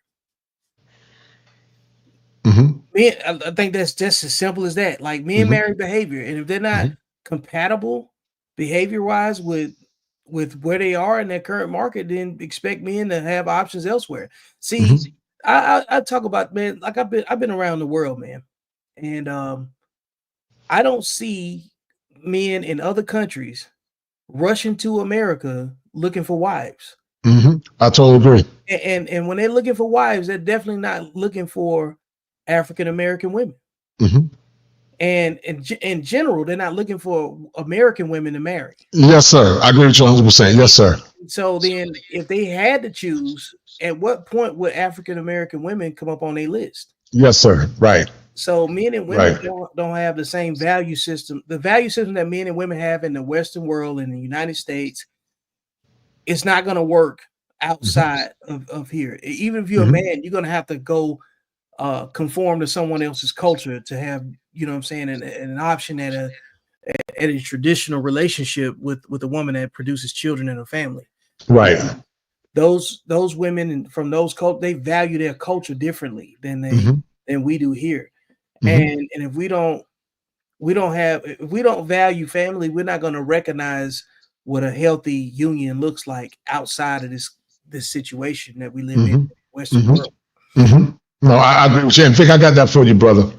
I'll take care of that for you whenever you need to. Okay, hold tight. Behavior. Your behavior determines whether you get the ring. Look, he just said behavior. Halle Berry is beautiful. Kim Kardashian is beautiful to a lot of people. There's a slew of women that have the money and the fame, but they cannot keep. We marry behavior. So if you are not even proficient at the things that are intrinsically important to a man, you can't be high value, because your money ain't intrinsically important to us. You being soft is. You anticipating what we need and providing that without us having to prompt you or action. What happened to the lost art of femininity to women when women improvise, Vic, and they know what a man wants? They are attuned to what a man wants, and they're willing, Vic, to acquiesce to the needs of a man. What happened to that? We know what happened to it, but I want you to reiterate what happened to it in your own opinion. I think women would say that they felt unappreciated, obviously, and then I would think that men felt undervalued in their own way as well. But the statistical data would lean on feminism having a huge impact into traditional relationships and marriage. I know at an anecdotal level, most people are going to refer to the abuse that their grandparents inflicted on each other, the infidelity, all of the other, behavioral driven things. But and that's at the micro level, but at the macro level, the dissolution of the two-parent home through integration, especially in the Black community, through integration, feminism, liberal politics, a lot of people cosplaying, as being pro-Black family and really just dismantling the Black family infrastructure from within. And then you throw in the crack epidemic, COINTELPRO, mass incarceration, just a lot of macro programs that have been documented to destroy our influence, And then with the mass incarceration piece, you left a whole bunch of women out to raise children. Then there was no therapy, no emotional discipline. Matter of fact, I would argue before therapy and all this emotional conversation about managing emotions, that's where gangster rap music came in. It was more the form of expression for men who our problems too. Right. I agree with that. I agree with that. Yes, sir. Right. That's why we competed so much to keep it. Like, right. This is dangerous. Like, we don't have no outlet. Right. I agree with you 100%. I agree 100%. Because the freaks getting freaky with all of the women in the church, and they pandering to women, they performing. So where are Black men gonna go to get their grievances off and be heard? I agree. Yes, sir. So I totally agree. The church didn't step in and reinforce how important men are to the community, which the church is supposed to be a staple in the community. Yes, sir. It's supposed to be representative of male leadership as well, or it could be. Then you got entertainment being the only thing that was reciprocal to our current our environments at the time. Like, show me another place prior to the last 10 years where men can express themselves, and say how they felt, outside of NWA. We got a song, Express Yourself. Guys, go check out Vic's book, Accountability and Masculinity, on Amazon. Go check it out, guys. Go check that book out. Shout out to my man Barry Hamilton for that $5 a pound. Go check out Vic's book. And you're right, Vic. Dr. William Glasser said that needs drive behaviors. There was a time when the church was declaring callers of valor, truth, and responsibility. Many churches now, not all, but many churches are weak. But I think the Bible itself is very masculine. But the so-called ambassadors of the gospel do not portray the gospel in a way that Christ or our ancestors would appreciate. And sadly, because of that, we have the current crisis that we have now. You're correct. Inner city violence and trauma and all that was manifest through gangster rap. And one could argue that they didn't have to sing that kind of music, but art imitates life. Black men been getting tone police like nobody. They step up, and they said, we don't like the way you step up. Right. But we don't like what you said. We want you to be present, but we don't like the way you look. Nothing is ever good enough, So, but that's just the reality of it, man. Being masculine comes with opposition. Nobody's here to embrace you. You're supposed to set a standard, and people don't like people that set standards. Yes, sir. I agree. You're 100% correct. And you know what the standard was 30, 40, 50 years ago, Vic? The standard was 50 to 70 years ago, virgin, wife waiting, no children. That's what the standard was. Now women are trying to change the standard. They didn't respect men, so men say, you know what, we're going to become passport bros. They still trying to critique the standard. Anytime men try to do anything outside the approval of the women in this country, white or black, then it's a problem. And that's why you're seeing so many men becoming indifferent, apathetic, and don't care. Like I said, if I was a single man again, I would never marry the typical average American woman. I wouldn't even look at them for a wife. I wouldn't even look at them because I know a lot of them got baggage. They want a partner, you know, they say it with emphasis, I want my partner. They don't even say partner. When they put that emphasis on, you know you're heading for trouble. I want a partner. You know, they don't want a husband. They don't want to submit to a man's leadership. And they want the man to do what they want the man to do. They want a husband based on their feminine fears and their ability to control the man. Happy wife, happy life. I know you got to go, man. Anytime you can drop it, let me know. I'll leave this up, but I'm going to keep playing this for a few minutes, and I'm going to end it too. But anytime you got to pop off, so be it. Not knowing your worth. All right. And pretty don't even ensure that you will get a ring. I'm tired of being single. I want to be a wife. Well, darling, I hear you. And I feel for you too. But here's the thing. That ship has sailed. Men no longer want a wife. They don't even want a girlfriend or significant other anymore. I'm sorry, I know that's not what you want to hear, but that is the reality now. But I do have a suggestion for you. Why not just go find yourself another woman who's looking to get wifed up, and then you can wife each other up. I mean, yeah, I get it. It's not ideal.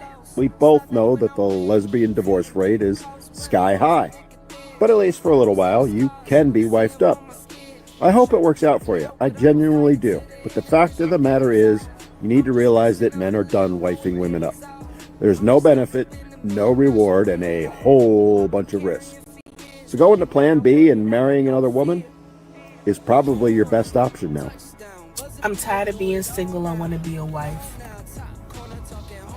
Well, darling, I hear you. And I feel for you too. They said they love you. Oh, no, they on there talking about they love you, though. I know it, but they got hot flashes, and what's that other shit they get? Menopause. Yeah! What the f*** I do with that? With an old bitch. When now it's 300 and up. One wig will put a big... Because I'm big-breasted, that's why. No, man, because you're overweight. I want women who have far bigger... Man, listen. I'm not trying to... No one can see your picture. But see... What I need you to do is turn down the diva energy because it's not helping you. Now you're trying to say I have diva energy? Yes. Oh, because wow. you got this energy like, well, you're mean and you're this and that. I'm like, well, you're the one that called in and said, hey, I'm having problems attracting non-weak men. Correct. And I'm listening to what you're saying and I'm like, well, you attract what you are. Ooh. So do I. We all attract what we are. Just because I weigh more than a man does not mean that.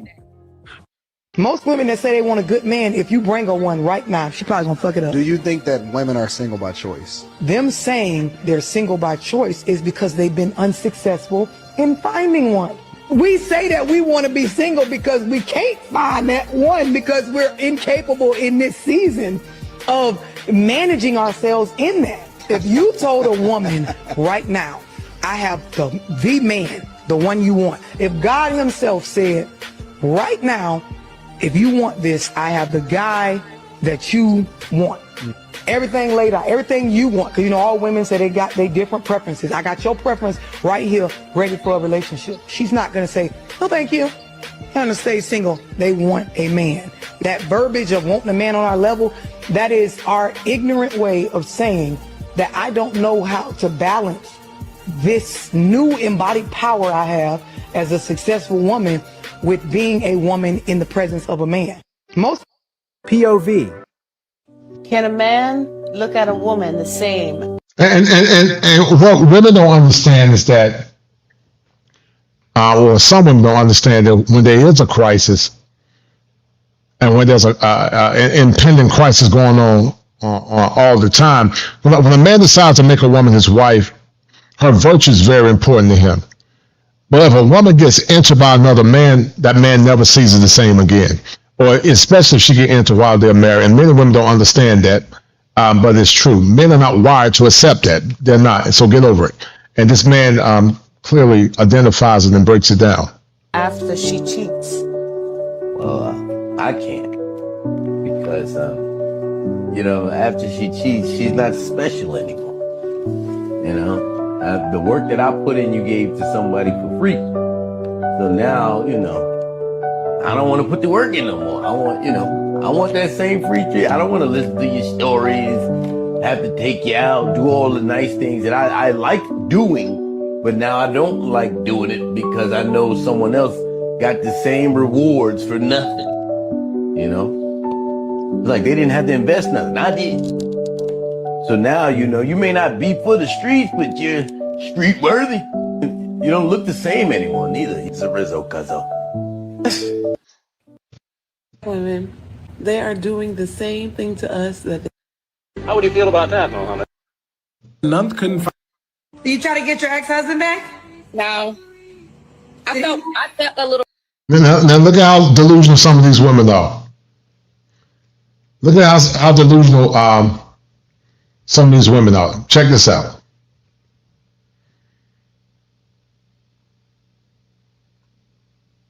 Ratchet afterwards. How long was you married for? 19 years. So you divorced your husband of 19 years all because you wanted to have sex with another man? Yeah. Do you regret doing that? Yeah. Do you try to get your ex-husband back? No. I felt a little. Fuck you for taking the kids. Fuck you for making him go for a court case he couldn't win. Hello. How are you? Look at how delusional this woman is. And see, many times the lack of self-awareness is what causes men to have mental health crises. But not only that, when women project their unresolved traumas and issues to men, that plays a role on the man's mental health as well. Many men are taking their lives, are dying either mentally or they're dying spiritually because they're in the hands of a bad woman. And then also dealing with underlying traumas from their past, from their parents, from their environments, from their communities. And many times it can all go back to one common factor, family. Family and community many times is a prevailing factor. We have to see your face, baby. Oh, sure. Oh, I'm coming. Hello. Hi. How are you? What's your name, love? London. London? How old are you, London? I'm 24. Okay, where you calling me from? Fairfield, North Carolina.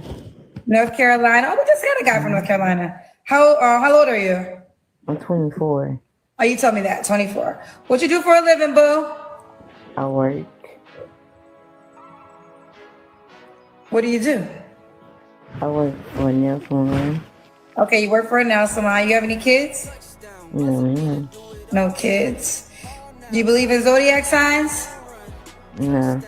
Okay. So we got London, North Carolina, 24. She works. No kids. Never married, correct? Mm-mm. Okay. Ooh. What kind of man you looking for, girl? Tall man, dread-headed. Tall man, dread-headed. Okay. Anything else? No. You gotta be tall.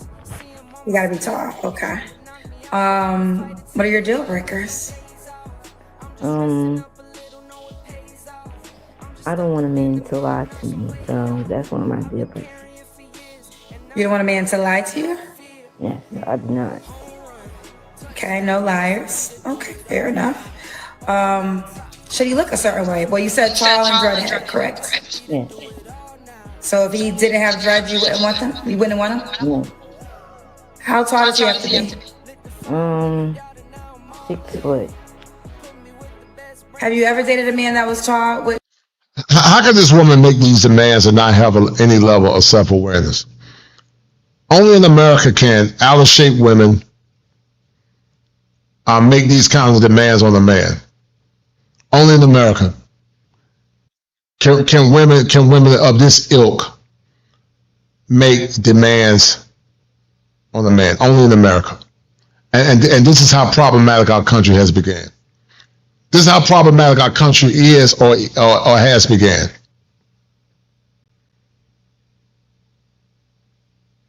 It's unfortunate. Dreads? No. And you will only date that man that's tall with dreads? Yeah. Hypothetical question. Let's say a man that's tall with dreads doesn't want to date you back. You're okay with never dating another man? Yeah. I'm okay with it. Oh, okay. So, be tall, at least how much? 6 foot. 6 foot and have dreads. That's non-negotiable. Yes. And if you are not tall, and if no man comes forward that is over 6 foot and has dreads and wants to date her back, she is okay with never dating again. Yes. Why? But that's how I am. So you will go your whole life never having a relationship with another man, all because he's not over 6 feet and has dreads? Yes. You're 24 years old. Yes, I am. I would like to talk to you at 30 and see if you still feel this way. Okay. We can continue though. Should he make a certain amount of money? Yes. How much? $1 million. Oh, you're on drugs.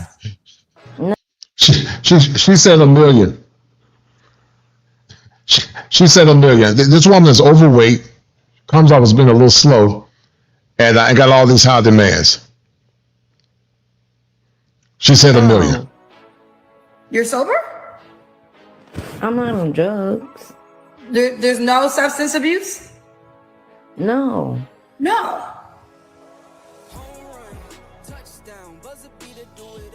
What are you talking about? I'm trying to figure the same thing out with you. What are you talking about? You said I'm on drugs? Yeah, because of what you said, it made me feel like maybe you just weren't in your right mind. I am on my right mind. You are in your right mind. Yes, but I'm not on drugs. Okay, you're not on drugs. We could dispute that. So I heard you correctly. He has to be over 6 feet, have dreads, and make $1 million. Yes. And that's the only man. I'm all about that money. Do not declare bankrupt. What's wrong with me molding my wife? Let me ask you a question. First off, I can't deal with the group. She said she all about that money, guys. Yeah, she giving North Carolina a real bad name, man. She's giving North Carolina a horrible name. We're going to end this in a minute, guys. We're going to listen to Kevin and we're going to end it. Thank you guys for tuning in. And thank you for Brother St. James for being the #1 sponsor. I appreciate it. But we're going to end this in a minute. Thank you guys for tuning in. Thank you once again. Well, let me ask you. If you say black men don't like you, have you asked them why? No, I never asked why because hold on. Are you?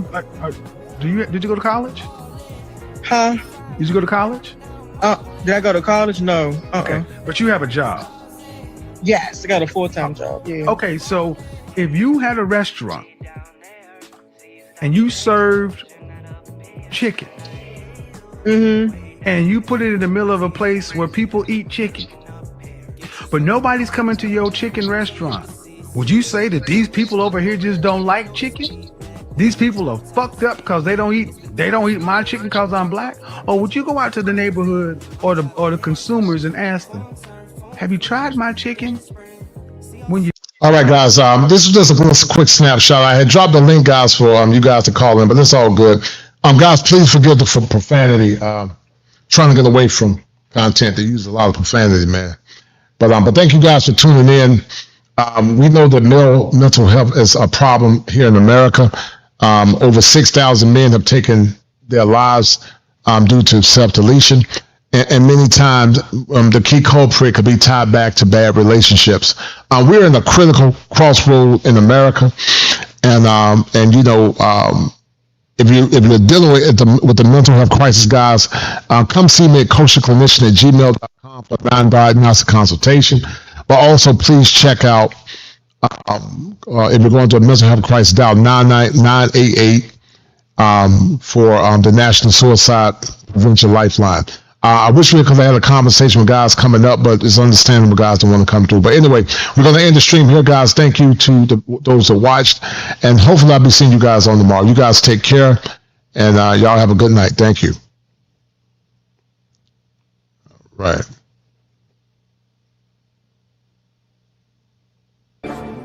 Fire.